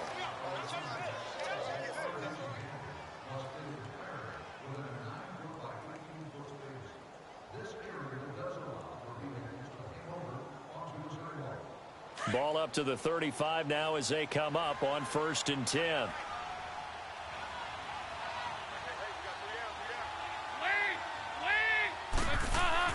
They go play action here on first down. And he'll be out of bounds after getting this one across the 40. A gain of 6 there on first. They should have got more out of that, though. He was wide open. I love how emphatic you are with that call because that's exactly what I was thinking. Wide open in the flat. Give him a ball that he can use to get upfield with, not just catch and go over the sideline. They cost themselves some yardage there. 6 yards was the pickup on the last completion, so here's 2nd and 4. Out of the gun, it's Dalton. Got his man complete over the middle. That's Boyd. And he'll be taken down, but not before he gets into enemy territory. Give him 10 yards there as this offense is on a roll. This drive continues to plunge forward. Still in search of their first touchdown of the game, but they're on the move. 1st and 10.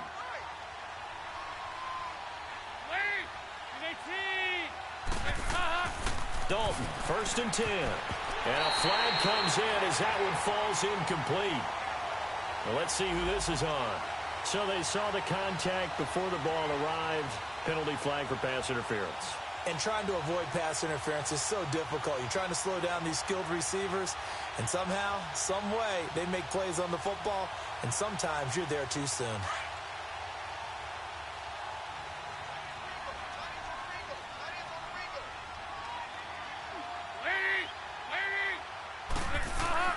Now Dalton with a 1st and 10. Complete to the right side. It's Eifert.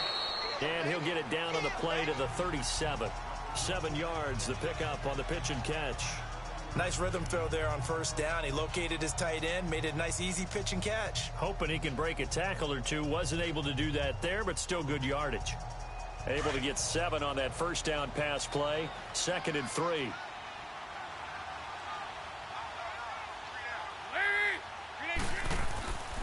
Here's a give to Mixon.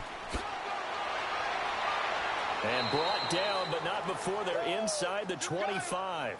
It's a gain of 13, and the Bengals have a 1st down. Sometimes it's hard to believe, but there are times this game is about patience, isn't it? Has had the game he expected, but that run there, that may get him going. I was just going to say, maybe that gives him a little juice, because you're right, he struggled, especially in that 1st half. Yeah, and I know the great ones always think to themselves, just hang in there. I'm just one big carry away from busting this open. That's a good start for him. He's able to work free for about 6 down to the 18. Not too many offenses want to turn down long drives, but when you're down what they are, they've got to pay it off with some points.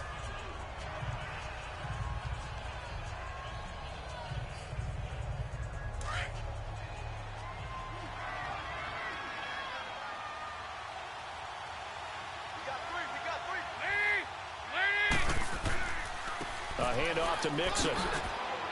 And they've got it inside the 10 at the 8. It's a 10-yard gain there, and it sets them up now 1st and goal.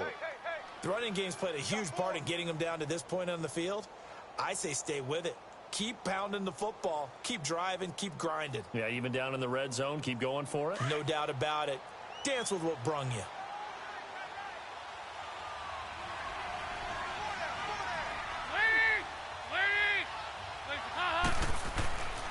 They'll give it to Mixon.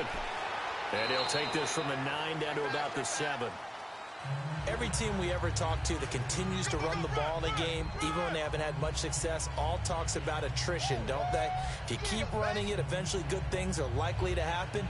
It's been a hard go in this game today, hasn't it? Yeah, this defense, they met pretty much every challenge in front of them this afternoon. They're still trying to run the ball, but they're not finding much space. And now to the air, Dalton. And he's got it. Touchdown, Bengals. C.J. Uzomah, a 7-yard touchdown grab. And the Bengals are able to cut into this lead. That's a score you felt they had to have here in the 3rd quarter to get back in this game. And you know that there was an emphasis on their side. Hey, we know this. We know where we are. But sometimes that binds you up so much that you try too hard, you don't get the score. A perfect combination of urgency, yet relaxed enough to get it done.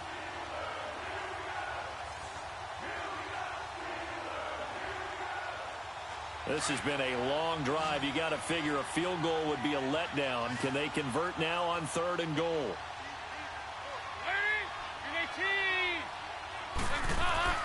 And Dalton to throw. And he's got it. And he will take it on in for a Bengals touchdown. A.J. Green, a 7-yard touchdown grab. And the Bengals are able to draw a bit closer.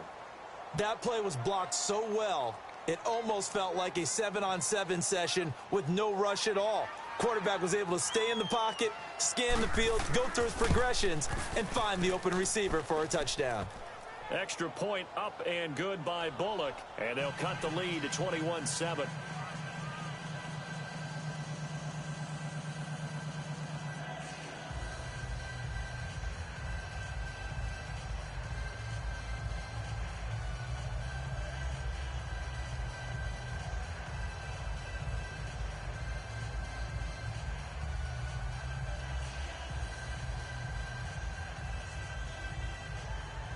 Bullock out now to kick this one away. On the return, it's Juju Smith-Schuster. And he'll take this across the 25, couple extra yards, up to the 27-yard line. Time for the Steelers offense now to get set for their first possession of half number 2. This is sort of what you would call a put-away drive, isn't it? They score here, especially a touchdown. It's almost out of reach. It certainly feels that way, and I think that they're going to call their plays accordingly, because what you really want to do, even though you know the scoreboard is still up there and the game's going to go on, in fact, you can take the spirit away from another team, that their drive and will to come back and win can be taken with another score right here. Still third quarter, but you just get that feel. Yeah, they're teetering right there on the brink, aren't they? They'd love to just strike back with a touchdown right here, and if it's a long play, so be it. But the main goal, get a couple of first downs, run some plays, run some clock, allow their defense to get a chance to catch their breath, settle down, and relax a little bit after they just gave up a score. On second down, Roethlisberger. He's going to flip one out here to his running back. It'll be a pickup of only a yard, and they're going to face a third down. I know most of the time when the ball's in the air, you're thinking wide receiver, tight end, but running backs, they can be a big part of any passing offense nowadays. And the Steelers on third down. A perfect 3 for 3 as they look to keep that streak going. Here it's 3rd and 2.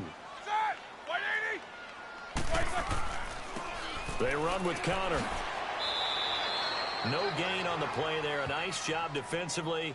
And it likely forces a punt situation on 4th.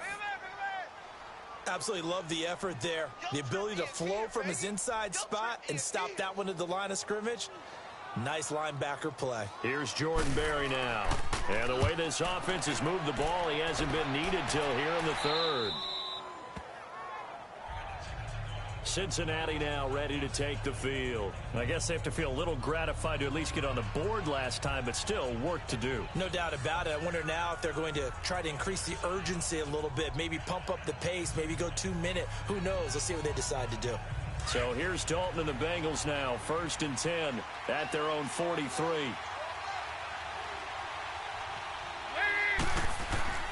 Here's Joe Mixon as they start on the ground. And he'll lose yardage here. Back at the 41.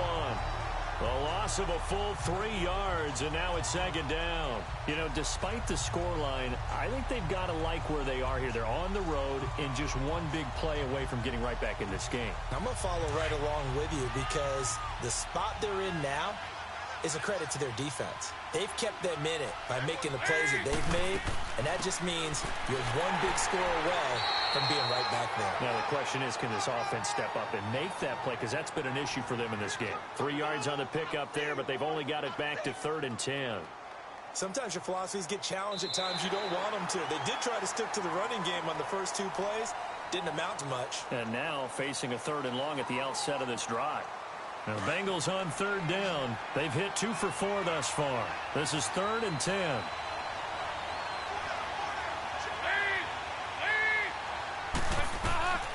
Dalton here from the gun. Over the middle, complete. It's Boyd. And taking it across midfield and inside the 45. 12 yards that time, and a Cincinnati 1st down.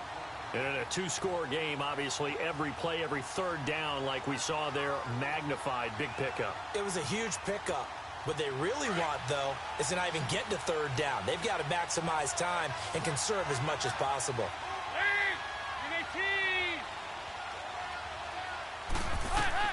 First and 10 for Dalton.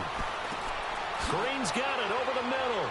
And he gets this inside the 35-yard line. 12 yards on back-to-back plays there, and that's another first down.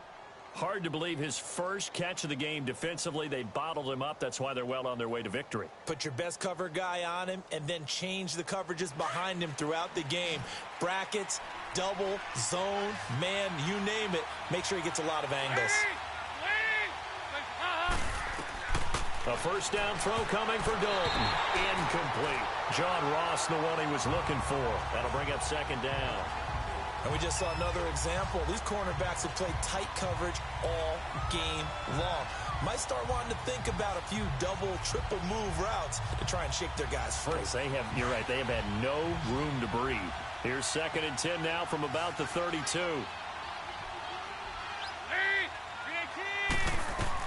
Passing again. Dalton on second and 10. Wide open receiver complete. And down inside the 15 he goes. The Bengals passing game finding a rhythm. They've got another first. Almost not fair. The big guy running the corner route, being able to lean and push and get to where he wants. So how do you stop it? A lot of times you want to have a linebacker on him, a bigger body guy who can handle him physically. But a lot of times that doesn't work as well because his quickness often wins the route.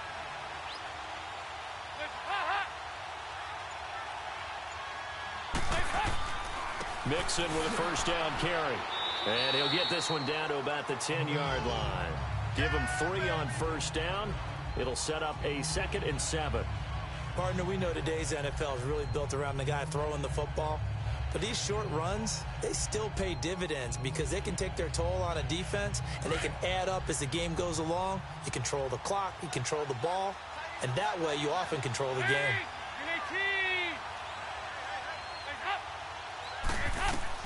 It's second down. Dalton looking. They'll set up the screen here to Mixon. And he'll take this into the end zone for a Bengal TD. A great play there from 10 yards out. And the Bengals able to get this back within a touchdown.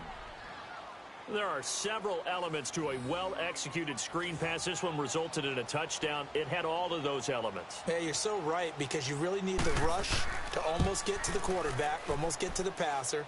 Then you've got to get the ball thrown perfectly, whether it's to the running back, the wide receiver, wherever the screen guy is. And, of course, the blocking has to form in front to get him downfield for the touchdown.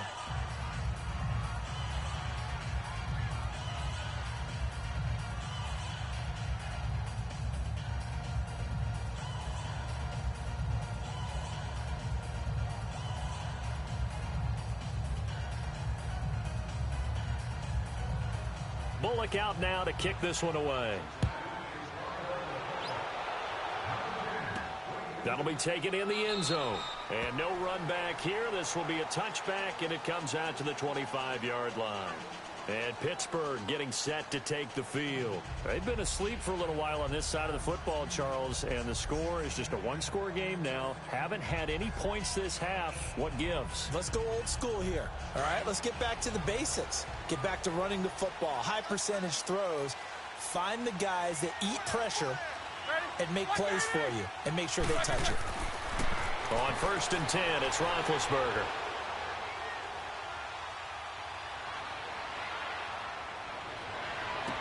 Toward the sideline, and look at that catch. Dragging the toes, and that's going to be a first down. Well done. A good pickup there at 22. Tell you what, he's been able to put the ball in some tight spots all game long. That throw, no different. Yeah, a lot of people would call it a gutsy type of a throw. I think he looks at it as, I can do it, so it's not that big of a deal to me, and I'm going to keep firing. A big hitter to start the drive has him up near midfield here for first and 10. Now a play fake here on first down. On the left side, it's McDonald. And they're well past midfield, just a yard or two shy of the 40. The passing game in rhythm right now for Pittsburgh. There's another first down. Another nice pickup through the air, and I think a lot of people might expect him to run the ball in this situation, Brandon, but with this lead, they're electing to throw the football. Swings, slants, quick outs, things that they consider safe. Back-to-back good plays have them on the move on first down. They'll run it now out of the gun. And they went the wrong way there, losing yardage back at the 43-yard line. This will be a 2-yard loss on the play, and that'll make it 2nd and 12. I know when I was a kid, I always got real excited when I saw those lateral-type runs, but the best backs that made it happen, they put a foot in the ground and just go. That didn't happen there. That play got swallowed up. They stay on the ground. Here's Connor again. And he'll bring this one inside the 35. That's what they needed. It's an 8-yard gain, and now 3rd and 4 suddenly doesn't look so bad. Now, the objective there, I mean, yes, the positive gain, that's nice, but work some clock. Yeah, you're exactly right, but the problem for them is still within a possession, so they can't just sit on it running the ball. They have to find a way to throw it effectively as well. From the gun on 3rd down, it's Roethlisberger. Throw left side, complete to Smith-Schuster. And brought down, but not before they're inside the 25. 12 yards there as they keep this drive rolling. It's another first down.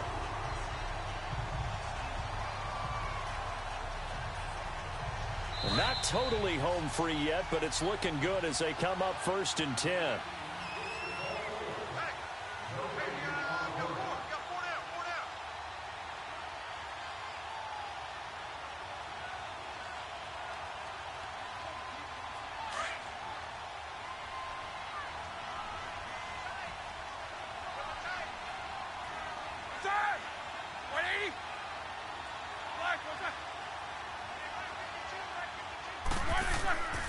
Here's Connor. No, a nifty juke there. Not much fun for a guy trying to tackle him.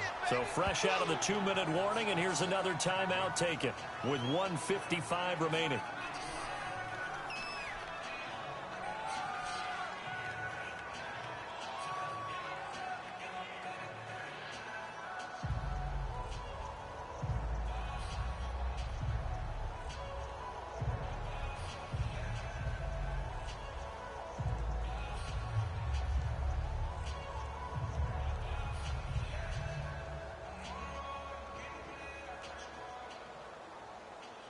So they come up on 2nd down. If they can get another run like we just saw, would likely put an end to this thing.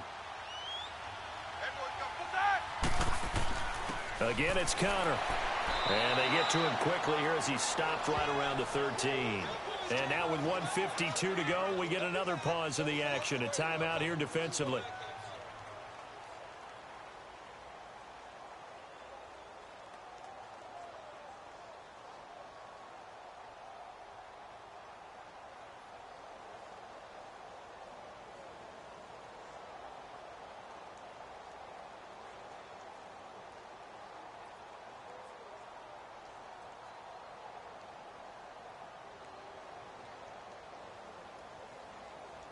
The Steelers on 3rd down. They've been near perfect, 4 for 5 to this point. This time they face a 3rd and 2. Now it's Connor. And he's got the first down as he gets it to the 8. And play is stopped here. Timeout. It's the defense calling the timeout here. And they'll be disappointed to have to burn one there after giving up the first down.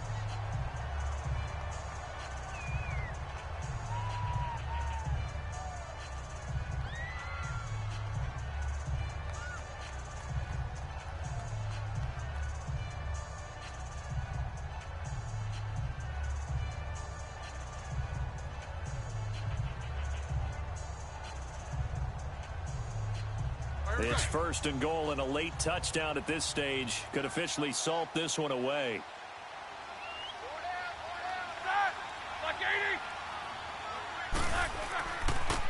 And they'll run it here. Oh, nice move. And the reinforcements come in as they're going to stop him behind the line. It's a loss of a yard there, and now 2nd down. The short field shrinks even more with the type of bodies they brought in on that play. Those extra tight ends, they weren't able to secure their blocks, and that one ended up going backwards. Now from the 9, here's 2nd and goal.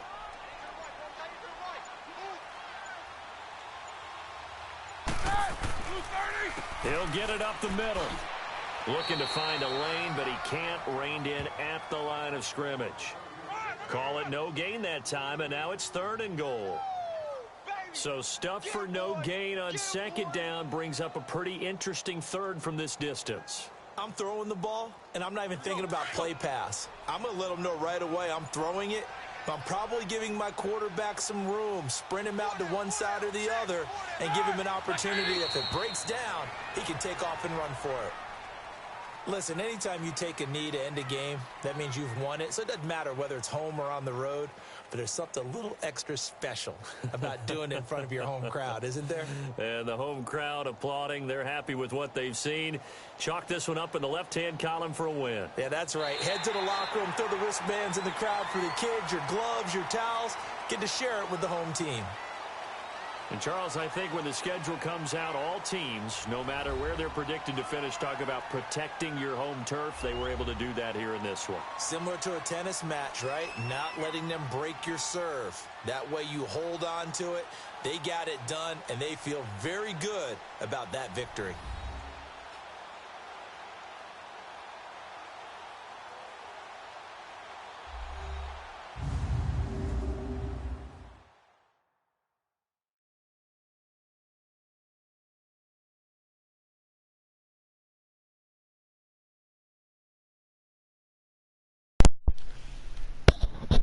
Well, ladies and gentlemen, not the results that we were looking for there. Charles Davis, I'm Brandon Gunn. And this has been a 21-14. NFL on EA Sports. For more, check us out at easports.com. Man, had a slow start there. Went down 21-0, but I'm glad that we were able to fight back and get it to 21-14 and make it respectable. Just couldn't get that stop that we needed right at the end there. And I mean, that's a tough game on the road whenever you're going to Heinz Field. So kind of realistic, honestly. That could be how it plays out this season, where we get kind of close, but no cigar. Just recapping Andy Dalton. Decent game, not really bad, but not really good. Only threw for 100 yards. So, obviously this is Madden, so take that with a grain of salt. But then Ben Roethlisberger threw for 205 yards, 3 touchdowns. Thought he was gonna throw some picks earlier, but yeah, that never happened. On the ground, let's look at both. On the ground, it looks like James Conner wasn't as efficient as Joe Mixon, but had 61 yards on the ground on 17 attempts. That's actually pretty good for us. Joe Mixon only had 12 attempts for 49 yards. Thought that we would have gotten him the ball a lot more. But look at James Conner, 5 broken tackles. That is not good. Had 10 yards after contact as well as Joe Mixon. On the receiving side of things, I'm surprised that this guy only had 68 yards, because Vance McDonald seemed like he was just murdering us with 6 catches there for 68 yards. 5 receptions, 96 yards for Juju Smith-Schuster. Tyler Eifert, the leading Bengals receiver, with 3 receptions for 34 yards. Tyler Boyd, 4 receptions for 31 yards. AJ Green kind of held a little bit in check, but did have a touchdown with his 2 receptions and 19 yards. Joe Mixon also caught a touchdown as well. John Ross was pretty much non-existent in this game. Let's see what we got here. It looks like Billy Price gave up a sack. All right. On defense, it looks like Jesse Bates had himself a pretty good game. Looks like 5 tackles, or 6 tackles total. I think he had a pass deflection, 2 pass deflections as well. After him, it looks like it was Preston Brown. Ryan Shazier still got in. I don't even know how that happened. You guys saw that I took him out the game. Maybe that was special teams. I have no idea. Jermaine Pratt hasn't done much these first 2 games. Outside of that, I don't think there was any interceptions in this game. So with that being said, we're going to go ahead and switch to the Ravens game. I might do a bonus game after this, depending on what you guys say. But next, we're going to go to Baltimore and take on the Ravens. So let's go ahead and get that started. Obviously, the Ravens have redone their offense. They've got Lamar Jackson coming in, so it's going to be interesting to see what we do against them. They also have Hollywood Brown. I think that was Antonio Brown's cousin. I'm not sure. So yeah, let's go. I'm going to go with the different white on white this time. Kind of go with the I always like the 1970 socks, bro. I'm not gonna lie, those are fire. Let's see what kind of shoes. White and orange. White and orange is cool, so I'll go with that. Make sure that we have our playbooks right. Nah, definitely not the Marvin Lewis LA Rams. All right. And we should be good to go. So I hope you guys are enjoying these. Like doing these, just kind of, I'm just gonna switch it up and we'll do random here. I kind of like these just because you get to watch football without football being in session. Obviously we got the rookie mini camp going on right now, so hopefully that's cool. But with that being said, man, hope you guys enjoy this game against the Ravens. I will be back for the recap at the end. Be easy, who dey?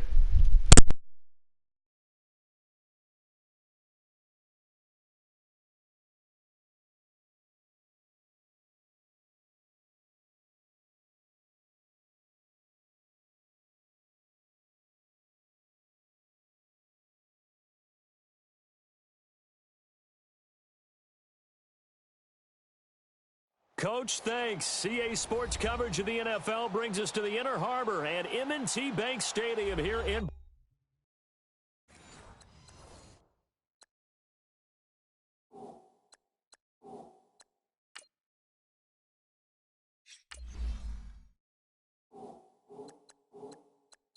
Baltimore, Maryland. Here's a scene a short time ago. The Ravens introduced to this sellout crowd, and through a sea of pyrotechnics, out they came from the tunnel. We're set to go as the Ravens get ready to match up with the Cincinnati Bengals. And no run back here. This will be a touchback, and it comes out to the 25-yard line.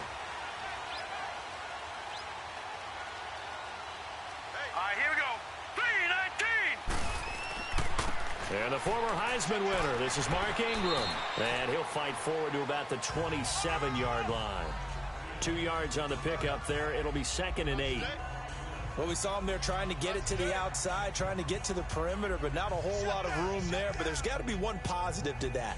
If you keep moving laterally, creases tend to develop as the game moves on, and they can run it back inside later. They'll break the huddle, come up on 2nd and 8 at the 27-yard line. A first carry now for Kenneth Dixon. And just a short gain that time as they're able to get him down. Just a couple on the ground there, and that's going to bring up 3rd and about 6. I think if we put together a job description for a middle linebacker, we would start with being able to hold down things in the middle of the line of scrimmage and be able to take on blockers. But how about the guys who can go sideline to sideline and make plays? Love a guy that can do that. We saw a perfect example of it right there. Now let's go. On 3rd down, Jackson. Oh, he almost picked it. Nearly a turnover there on their opening drive. That's a throw he'd like to have back. Now 4th down. And 3rd down is a key down in any game you play. And 3rd down defense, something we've got to watch in this one.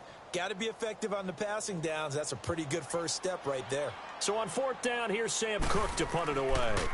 Alex Erickson deep for Cincinnati.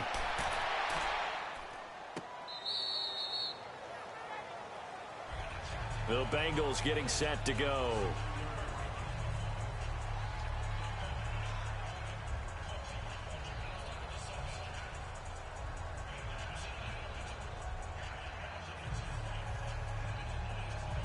So here's Dalton and the Bengals now. 1st and 10 at the 33-yard line.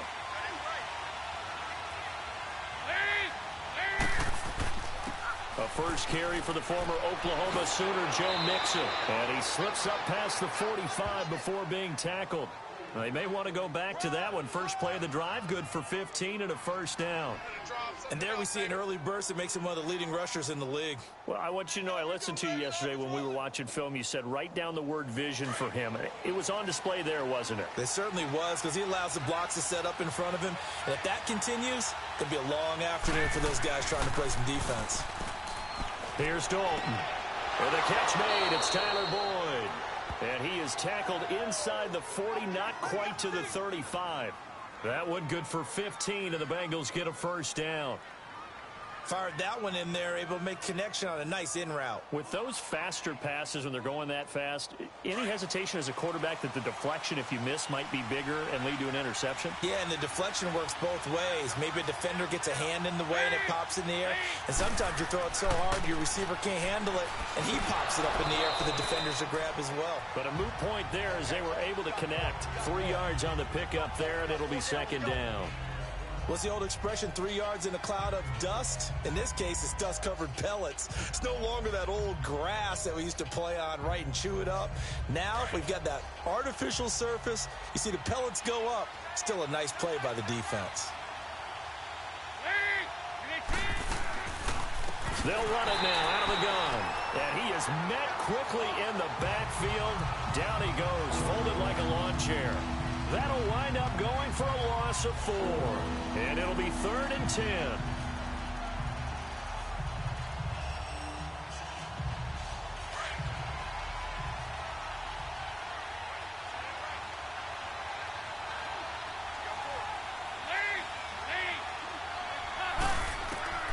From the gun, Dalton looks to throw.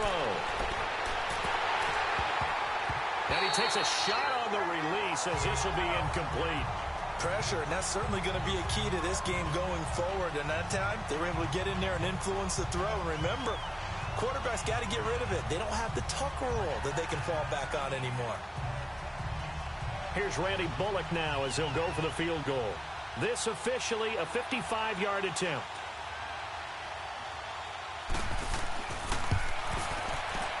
And he missed it.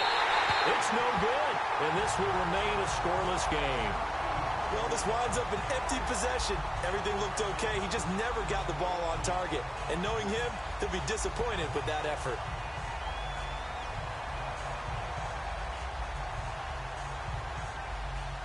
Now they're set up nicely at the 45-yard line after the missed field goal from 55. Now let's go. Blue 90. The drive starts here with a carry by Ingram. And a minimal gain here as he's up to about the 47-yard line. Give him a couple on the carry there, 2nd and 8. They tried a quick hitter inside, but that one was swallowed up because what they're hoping, those big defensive linemen will take the bait and move laterally and open up a crease that they can run through. Didn't happen on that play. Hurry up, here we go. Green 39. Now Jackson on 2nd down. A dump off for Dixon. And he'll get it out a couple yards shy of midfield at the 48. They'll give him a yard on the play, and that's going to lead to a 3rd down. And we see another pitch and catch there to the running back. This position just continues to evolve. They become just as critical to the passing attack as a lot of receivers, tight ends, because their ability to make people miss in the open field can really generate big plays for an offense. 90. Blue 90. Now Jackson to throw on 3rd down. And that is incomplete. I think the punter might start to get into a pretty good rhythm here if he keeps getting opportunities. But that's the last thing his team wants to have happen, right? The last thing you want to see is your punter feeling pretty good because he's out there all the time. Yeah, first quarter only, but they're 0 for 2 on 3rd down conversions to start this thing. Here's Sam Cook now as he'll punt it away for the 2nd time. The Bengals offense now, they head back onto the field. Last time out, they had that long 50-plus yard field goal that they missed. And I'm sure on their sideline they're thinking to themselves, okay, do we still want to try one if we're in that position again? And I would dare say that the answer would be yes. They're going to have a lot of confidence in their kicker. But just to be on the safe side, I'm sure they told their offensive guys, can we get a little bit closer this time? Closer. Yeah, I'd rather get in the end zone first and foremost. But if all else fails, less of a field goal attempt for him. They begin with a run by Mixon. So a nice job to break the one tackle, but not much daylight after that as he's brought down. Call it a gain of 4 on first, and that'll make it second down. Tough running there. That's a hard-earned 4 yards. Yeah, those are the unsung kind of runs. They don't fill up the stat sheet, but they do set you up in good position on second down.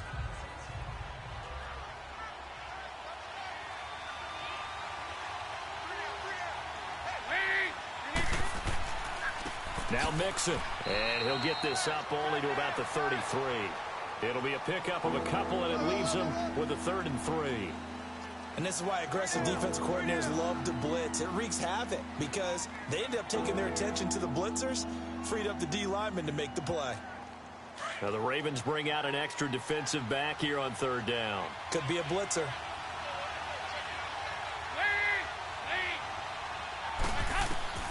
Operating from the gun, Dalton.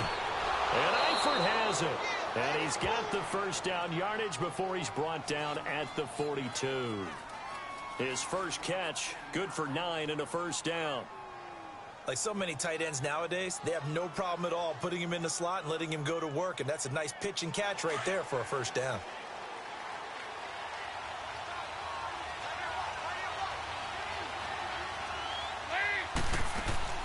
They'll run it now out of the gun.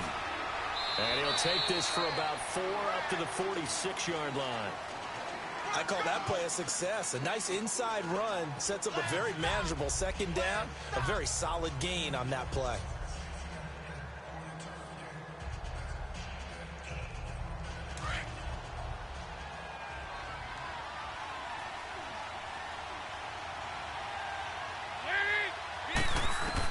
Dalton throwing on second down. And that will be incomplete. They couldn't hook up on what's going to be the final play of this first quarter. So after the second down incompletion, they'll come up now against a 3rd and 6.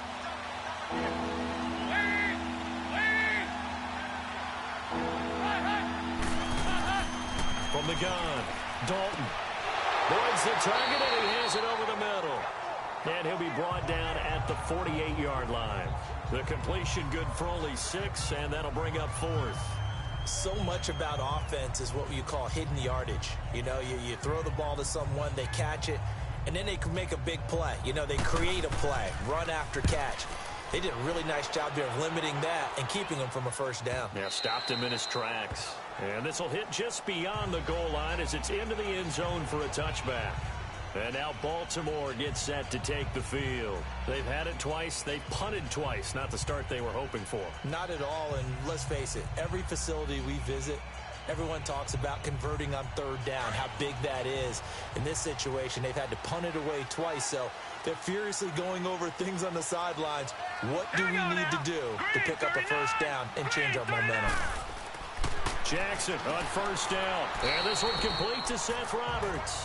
And down he'll go at the 25. 5 yards on the catch there, brings up second down. What terrifies defenses when they see slant routes thrown is that the receiver is on the move, and oftentimes he catches it and gets upfield. Does a really nice job rallying to him and stopping him for a minimal gain. Here's a 2nd and 5 now from the 25. Set! B-19! On second down, here's Jackson. And this is incomplete. He was trying to get it to Seth Roberts, and it's 3rd and 5. Oh, man, that was close. The opportunity to change momentum, big play, right in his hands, unable to come down with it. A sigh of relief, no doubt, on offense that fell harmlessly to the ground. An incomplete pass on that last play, and that means they'll need to come up with something here on 3rd down. Now let's go! B-19! Jackson. And this is going to be incomplete. Coverage there by the former first-round pick, William Jackson. And what did we talk with them about prior to the game? Their ability to move the chains, pick up first downs. So far, 0 for 3 on 3rd down. If that continues, they'll have little chance of winning this one. Here's Sam Cook now as he's on to punt for Baltimore. He's been a busy man here in this first half as he gets it away. Fair catch called for and taken right near the 30-yard line. It'll be a 39-yard punt, no return. And the Bengals will take over here 1st and 10.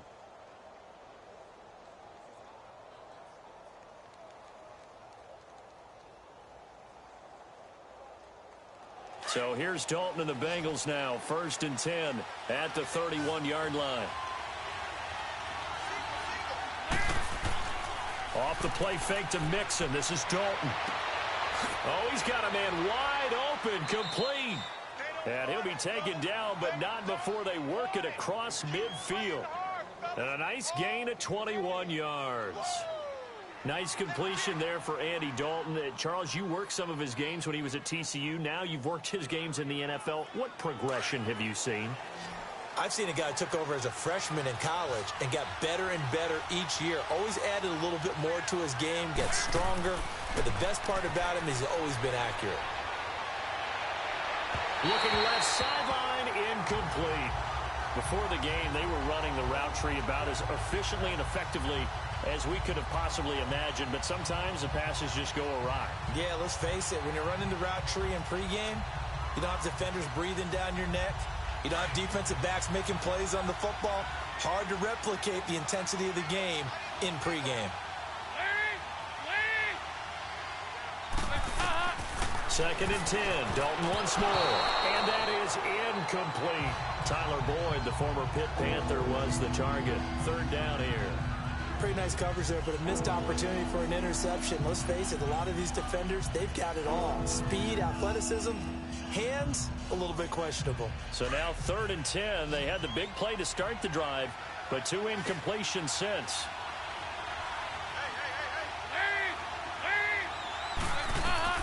3rd down, a shot here for Dalton.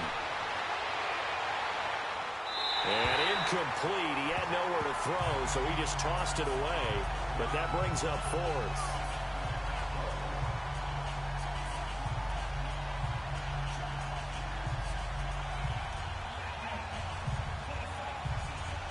Here's Kevin Huber now, as he'll kick it away for the 2nd time. His first punt, 48 yards. This one looks equally as good. And the Ravens taking the field. The results for them so far not that great. Well, not good at all. 3 drives, 3 punts. Yeah, and now what you're doing is you're looking at your play sheet. You're trying to figure out what you're going against defensively. I wonder, are they showing them something they haven't seen or anticipated in practice, and maybe that's throwing them off? Or do they just have to go to a different play calling section and try and run some offense that way? Now let's go. 3-19. 3-19. Throwing now, Jackson on 1st down. Got his man complete over the middle. It's Andrews. And able to break 1 tackle, but then quickly brought down. Give him a couple on the catch. It's 2nd and 8. And, partner, I think that's a great example that not all tight ends are created equal. Because everything was right. Got the completion, but he's not one of the more dynamic guys in the league. So even though he caught it, couldn't turn it into much more. So 2nd and 8 here after the pass play for 2 yards on 1st down. All right, here we go. Boom, 90. Now it's Jackson. Over the middle, complete. It's Andrews. And mark him down way up close to the 40 at the 39. A good pickup there, a 22. And there's a completion to the tight end. And look at the size of these players nowadays. At that spot, 6'4", 6'5", and up. A lot of guys used to be basketball players, somehow came back to football. That's really good for the game of football. You're getting better athleticism, great hand-eye coordination, guys who know how to control their bodies when they run their routes. And he'll be brought down just shy of the 45. Give him 5 on the carry there, and it'll be 2nd down. Partner, I think from our experience together, we have learned that most offensive coordinators are going to tell you, if I'm going to run the football on 1st down, I've got to get at least 4 yards. They got 5 here. They've got to feel pretty good about that one.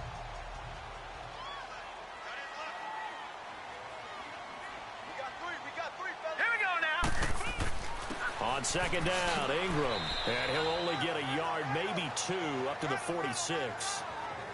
What an advantage having an elite guy in the middle of the defensive line, because not only does he take up the space and let the linebackers run free, but he can also make plays himself, as we just saw there.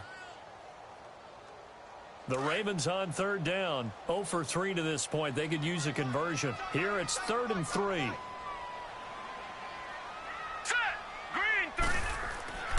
They'll try to run for the first with Ingram. And he's got the 1st down yardage as he takes it down to the 49. And 5 yards on the play there as the drive will continue. On third down, that's a good job of situational football and understanding where the first down marker was and getting there. Well, they don't need to run another play here before the 2-minute warning. Let's see if they do it anyway. Now let's go. They go play action here on first down. Pressure, and he's going to be taken down. They sack him back right around the 44.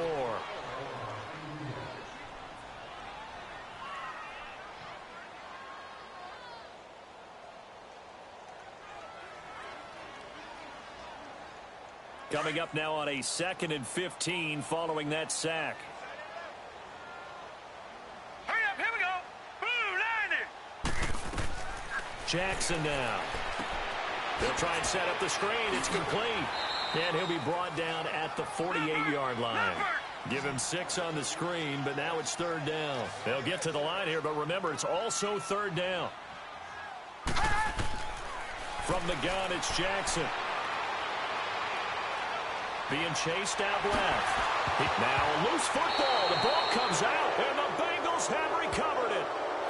When I see a play like that, I come back to risk reward. I don't know about you, but is it worth it at that point, whatever you're going to pick up, to either take the hit, and in this case, lose the football? So, should have gone down. I mean, hindsight's always 20/20, but that's the safe play. You're exactly right. Hindsight's really never wrong, is it? Because you can analyze it, but I think ultimately you got to look at it as a first option, taking care of the ball, getting what you can, and that's it. Don't worry about it anymore. These kickers now, it used to be that a 50-plus yarder was cause for celebration. Now, seemingly automatic. Yeah, isn't it funny when we prepare for a game, when you look at the backgrounds of these kickers, it's interesting, isn't it, to find out they were all-state quarterbacks, receivers, defensive backs, all-state wrestlers, right? Baseball players. We're finding athletes all along, and now they're just specialists putting it through the posts. Tucker now following the made field goal, set to kick it away. That's fielded in the end zone. And no run back here. This will be a touchback, and it comes out to the 25-yard line. Cincinnati now ready to take the field. And what do you think goes on here in this situation? If you got the football, you're trailing, you're back in your own territory with just a little time. Do you try something? You're thinking about jump-starting your team, right? You just mentioned it. They're down. They're trying to get back into the game. But you got to figure, if something goes wrong, you may have put yourself in a spot where you may not be able to come back in the second half. Managing risk is a big decision here. And he'll get it up near the 35, right at the 34 here. And before this second down play, we'll get a whistle, a signal, and a timeout, as they get the stoppage with just under 50 seconds remaining in half number 1.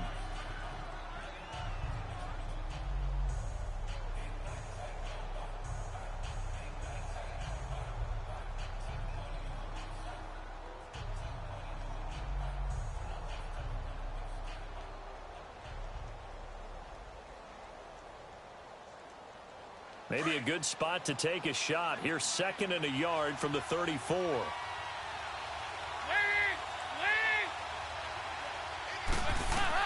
Second down, Dalton. Now they set up the screen. That's complete. And able to get this one across the 45 before he's brought down. And now before this first down play, we're going to get a timeout here, as they'll stop it with just over 40 seconds to go in the first half.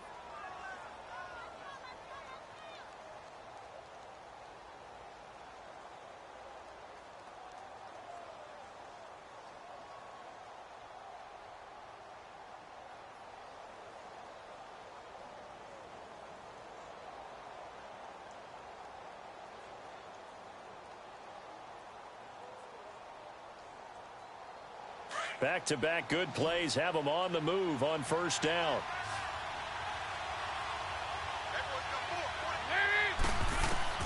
Now Dalton with a 1st and 10. And that'll be incomplete. They've been playing sound fundamental defense thus far and able to keep this offense from creating a major dent on the scoreboard. Able to force the incompletion, but still waiting for that game-changing play. You feel like it's coming, the first sack, the first turnover. In a sense, they're playing old-school defense right now. The new-school defense is what you said, taking the ball away. Another look for Dalton on 2nd and 10. Dumps it off to Mixon. And he'll get it down to the 47 here. Give him 7 on the play, and it'll be 3rd down. Now the Bengals urging everybody to get back to the line of scrimmage. And Dalton to throw. Got a man, it's Ross, complete. And he will have a 1st down here at about the 40. He's got his first catch here before halftime, and it goes for a 1st down. And offensively, they'll take the timeout with 6 seconds left in the 2nd quarter.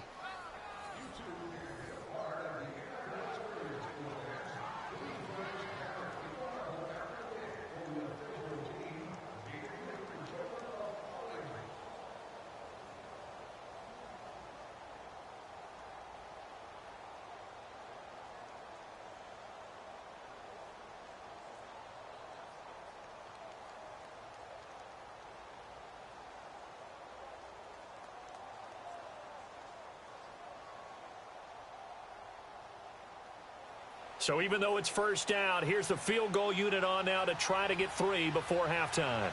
They'll spot it at the 47, so call it a 57-yard attempt. He's got the distance, but it's no good. Wide to the right, and this score will stay right where it is.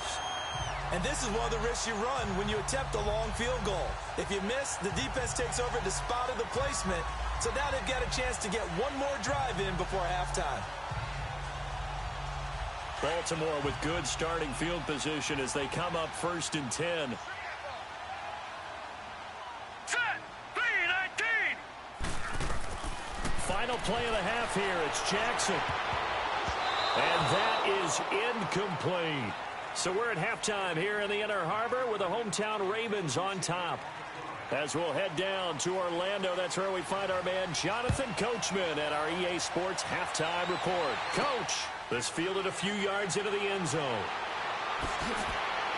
And all that work, but he stopped where he ultimately would have been had he simply taken a knee, and that's the 25-yard line. The Bengal offense now with a football first here to begin quarter number 3. They're close game, but they're going to need to do a little bit better probably here in half 2, no? I would agree with that totally. I would guess it in the locker room. They talked about cleaning up some of the errors, but overall, I think they wanted to be positive with them. Guys, we're right there. Just not playing as well as we need to. Let's pick it up, and we still have a chance to win this game. Yeah, they do. We'll see if they can pick it up. And he is met at the line of scrimmage, and he goes down right there. Call it no gain on the play, and it'll be 2nd down.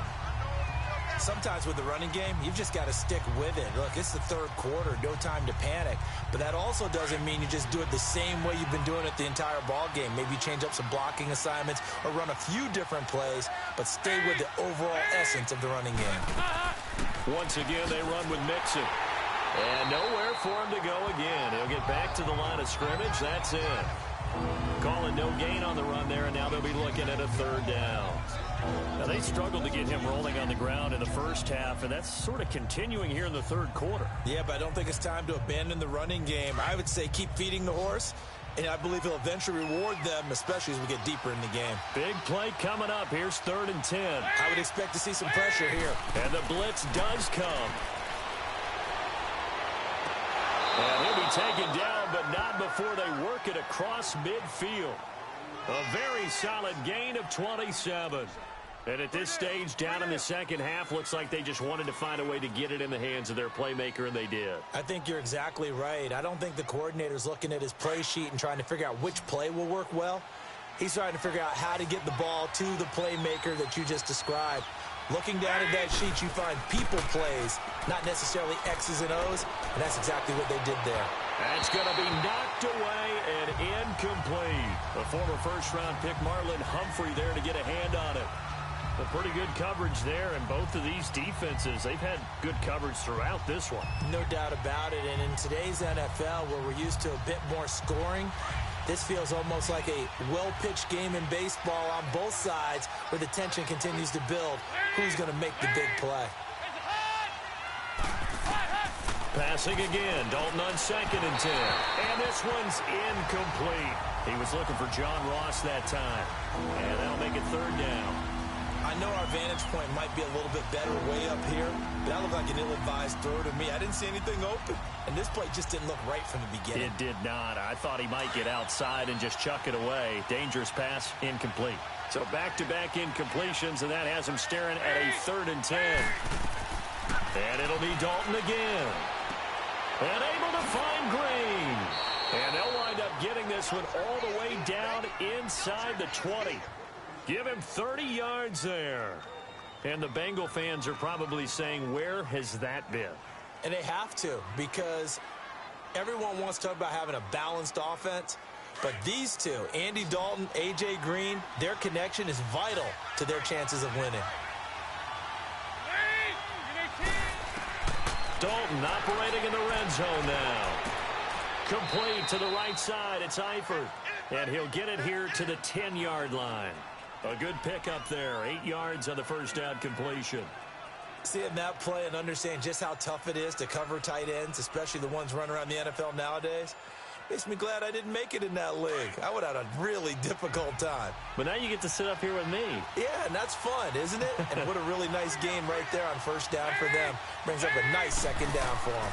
On 2nd down, here's Mixon. And a short pickup there down to about the 9. Only a yard on the pickup, so from a good situation on 2nd and 2, it's now 3rd and 1. I have to think a major focus of the halftime meetings had to be figuring out how to create space for the running game to get operating. Well, what you pointed out to me at half seems accurate. That line has struggled to sustain blocks. Yeah, I would agree with that totally. They've got to focus on staying on their double teams at the first level, make sure that block's secured before they slide off and try and chip someone at the 2nd level. And this has been a familiar sight all afternoon as they stop him behind the line. It's a loss of a full 3 yards, and it brings up 4th down. And that's another stop for the defense, something we've seen all game long. They have been on fire today. No matter what's called by the offense, they've had an answer for it.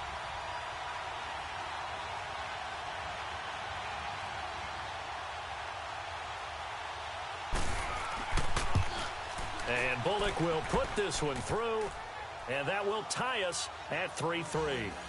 So he exercises a few demons by getting that one to go, but tie game, so those 2 misses could still loom large. They'll probably hang over him the rest of the way, you have to think. But now you get a fresh start. All even. Time for that defense to rise up and get the ball back.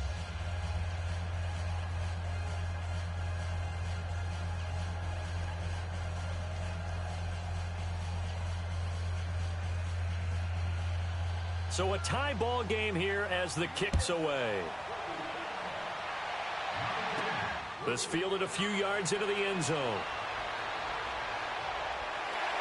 And he'll wind up getting an extra couple yards here for his trouble as he'll bring this one out to the 27.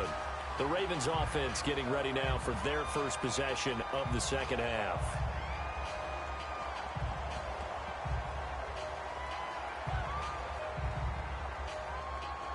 Jackson and the Ravens come up now 1st and 10 at their own 27.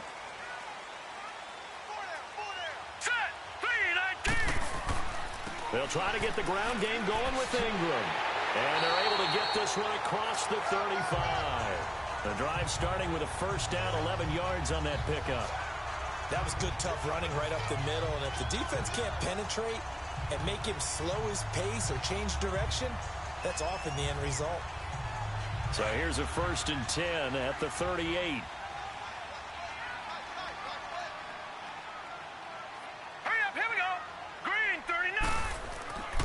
Ingram again, a first down carry. And able to get this one across the 45 before he's brought down. 10 yards there, good enough for a Raven first down. It looks way too easy right now. 2 carries, 2 straight first down runs. The eyes are carrying the legs to the proper hole, but they're being created by an offensive line that has the leverage game going for them right now. Lower than the defensive front, creating space, and he's finding it in a big way. Gotta love what they're doing on offense right now. And he is tackled inside the 40, not quite to the 35. 15 more there, and they're on a roll. It's another first down. Would you say this offense is locked in right now? They're having no trouble on this drive. What is it, 3 plays, 3 first downs? Yeah, you talk about on the march. They keep this up, they get to that end zone real fast. Still in search of their first touchdown of the game, but they're on the move. 1st and 10. Hurry up, here we go. 3-19. This is Ingram on 1st and 10. And he'll snag about 5 yards down to the 32. Looks like they're establishing a pretty good pattern here because they've been very heavy in the running game on the last 4 plays. Yeah, you took the words right out of my mouth. So far, 4 plays in this drive, all 4 on the ground.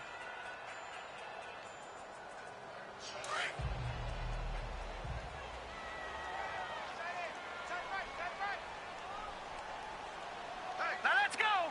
3-19. On 2nd down, it's Dixon. And he's able to get it down to the 25-yard line. It's a 7-yard gain there, and it's good enough to move the chains.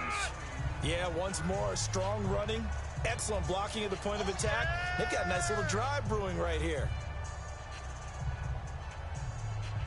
All runs on this drive so far. It's 1st and 10. All right, here we go. Now a play fake here on 1st down. Toward the sideline, and look at that catch. Dragging the toes, and that's going to be a 1st down. Well done. A field goal could get them the lead, but it might not be enough here as they come up on 1st and goal. Now let's go. Green, 30. On 1st and goal, Dixon. And a little bit of space there. Takes it inside the 5 to the 3. A pickup of 4 on 1st down. It'll be 2nd and goal. When we talk about being on schedule, I think they're on schedule after that run, getting it right down there on the doorstep. Maybe even a little bit ahead because now the defense can't dictate with pressure. They're guessing about where you're going to go. I might come right back at them with the same play, the same set, and see if they can stop them. On 2nd down, Jackson. Toward the left sideline, but it's incomplete. I'm going to need some help with this one. How did he miss him? Wide open in the end zone. He's not hurried. He's not hit. And somehow, incomplete? Yeah. What happened? During film study, that's one where he's just going to shake his head, not be able to believe it. 6 points go by the wayside on that one. A lot of tired bodies on that field, but this is a big play. 3rd and goal. To throw is Jackson. And it's 6 points for the Baltimore Ravens. That was not a designed run. It was supposed to be a pass, but it turned into an exceptional run. What a scramble for a touchdown.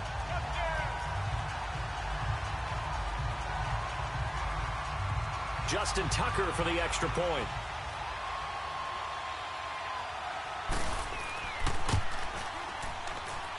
Tucker with the extra point, and the lead is now 10-3.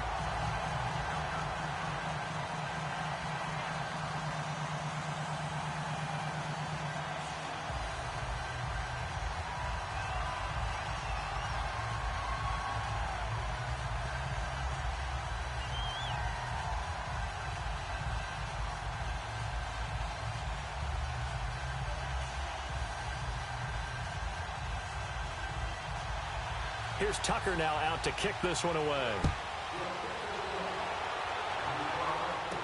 This fielded a few yards into the end zone. And no run back here. This will be a touchback, and it comes out to the 25-yard line.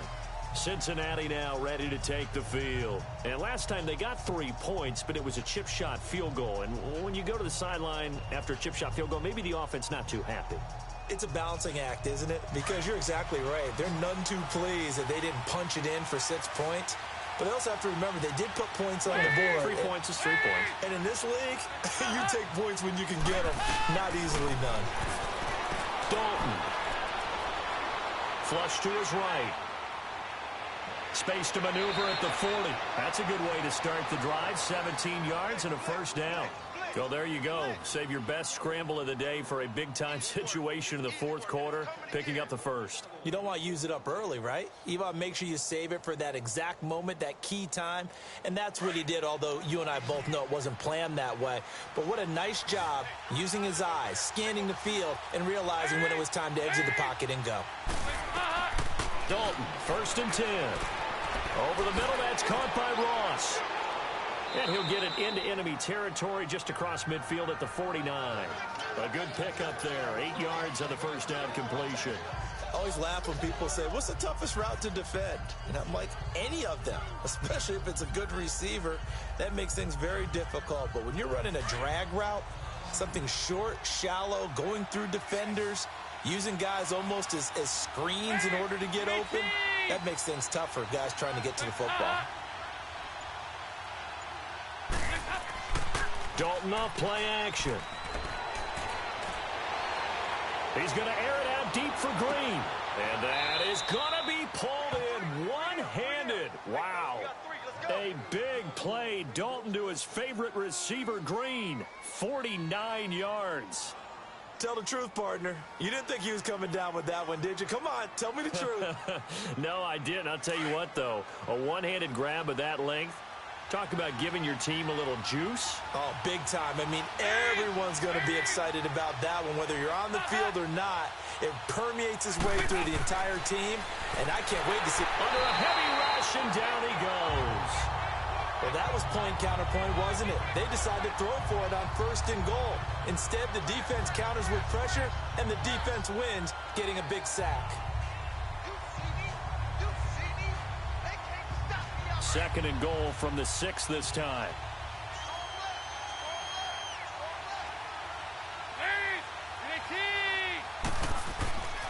They'll give it to him up the middle. And that'll get him halfway there as he takes it from the 6 to the 3-yard line. And Brad, they went to a nickel defense, and that's a surprise this close to the goal line, because ordinarily you use the back end of the end zone, the sidelines as extra defenders, and you want bigger people on the field to try and help against the run. As big of a play as we've had in this one so far. This is 3rd and 3. They come out here in the eye. Mixon trying to punch it in. And he takes it into the end zone. Touchdown, Bengals. A great effort there. A 3-yard touchdown run. And the Bengals are an extra point away from tying up this football game. Able to punch it in on 3rd down makes it easier for those guys on the sideline. They didn't have a 4th down decision to make. Yeah, could you feel the exhale? Because they were already thinking ahead, as all the good coaching staffs do. Anticipating what we have to make the call. They already had it lined up. Never even got to it.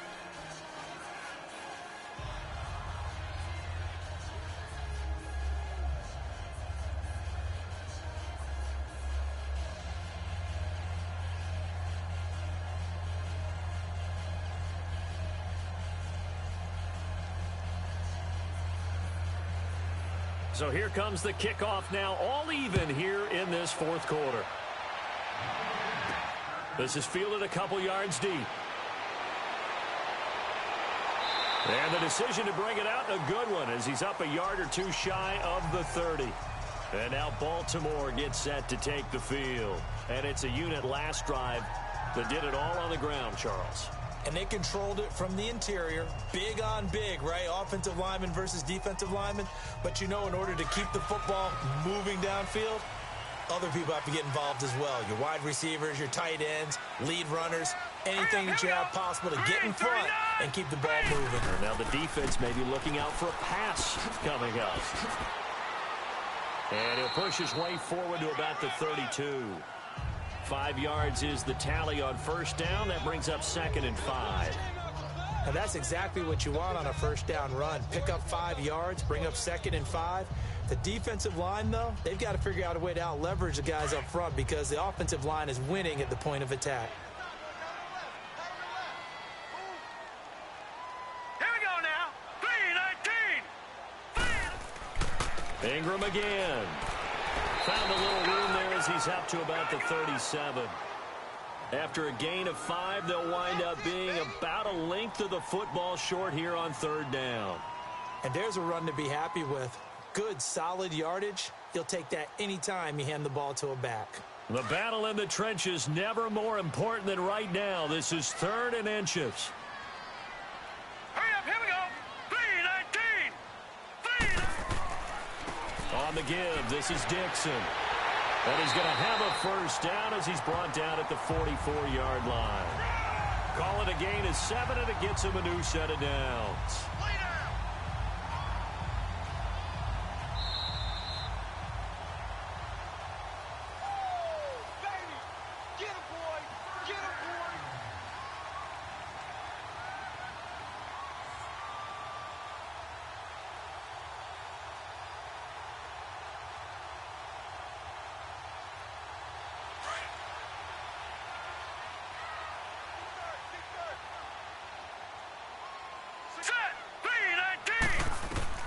Throwing on first down, it's Jackson. Throwing middle, and it's complete. And he'll take it down shy of the 45 at the 46. Give him 9 there on the first down completion. Now Jackson. It's brought in here by Willie Snead. And he'll be brought down, it looks like right at the 40. 7 yards there, good enough to move the sticks. Now you're right on the edge of field goal range. You've still got time, but get up to the line of scrimmage and get set.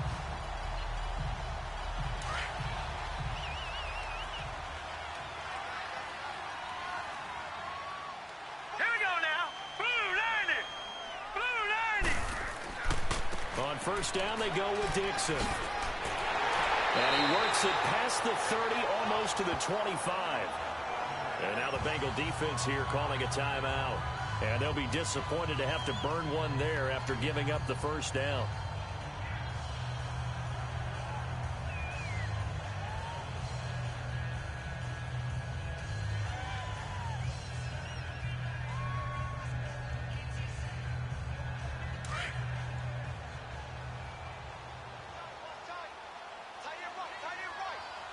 Now let's go.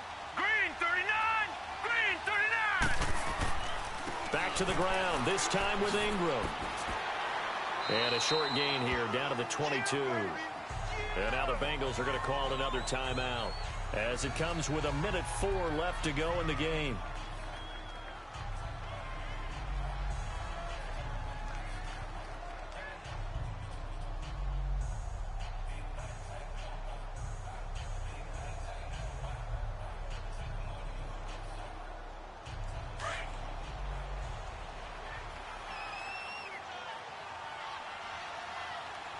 Here we go. Blue 90. Again, they'll run with Ingram. And he'll at least get him inside the red zone here, down to about the 19. And now we're going to get a timeout here called by the defense as they get the stoppage with just over a minute to go in the game.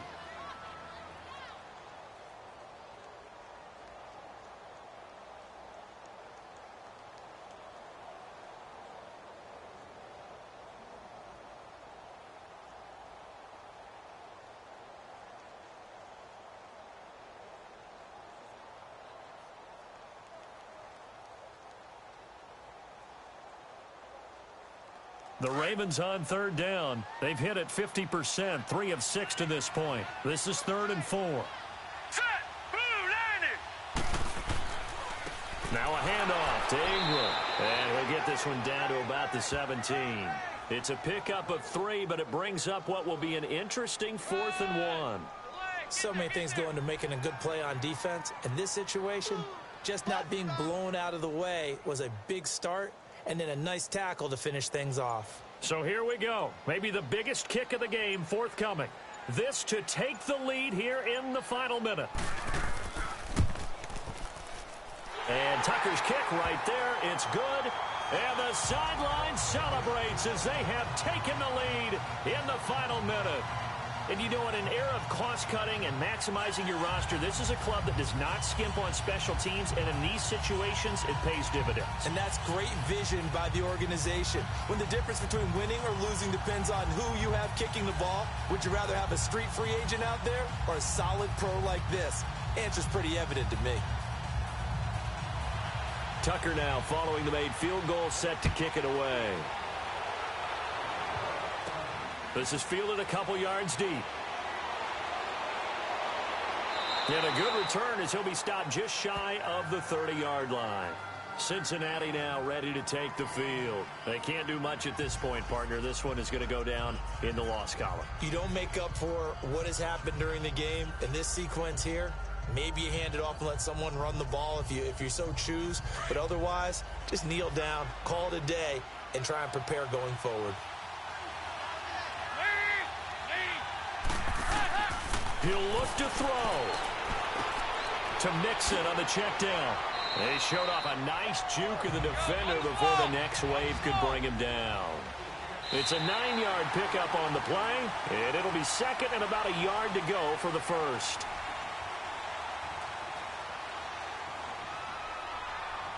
Well, going into the final play of this game, they knew that they needed some type of a miracle there at the very end, but they couldn't get it done. However, we were treated to really a spectacular affair. Even though they didn't finish it off, you're exactly right. They took us down to the last play. You're wondering, could it happen? Possibly, even though we both knew it was a long shot.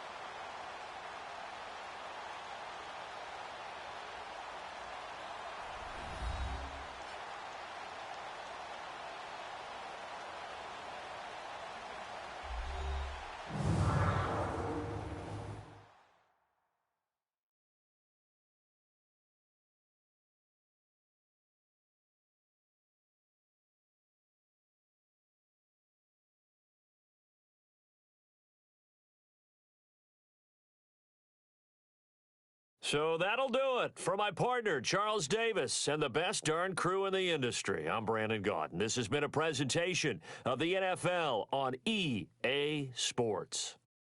The Ravens are victorious here as we say so long from Baltimore.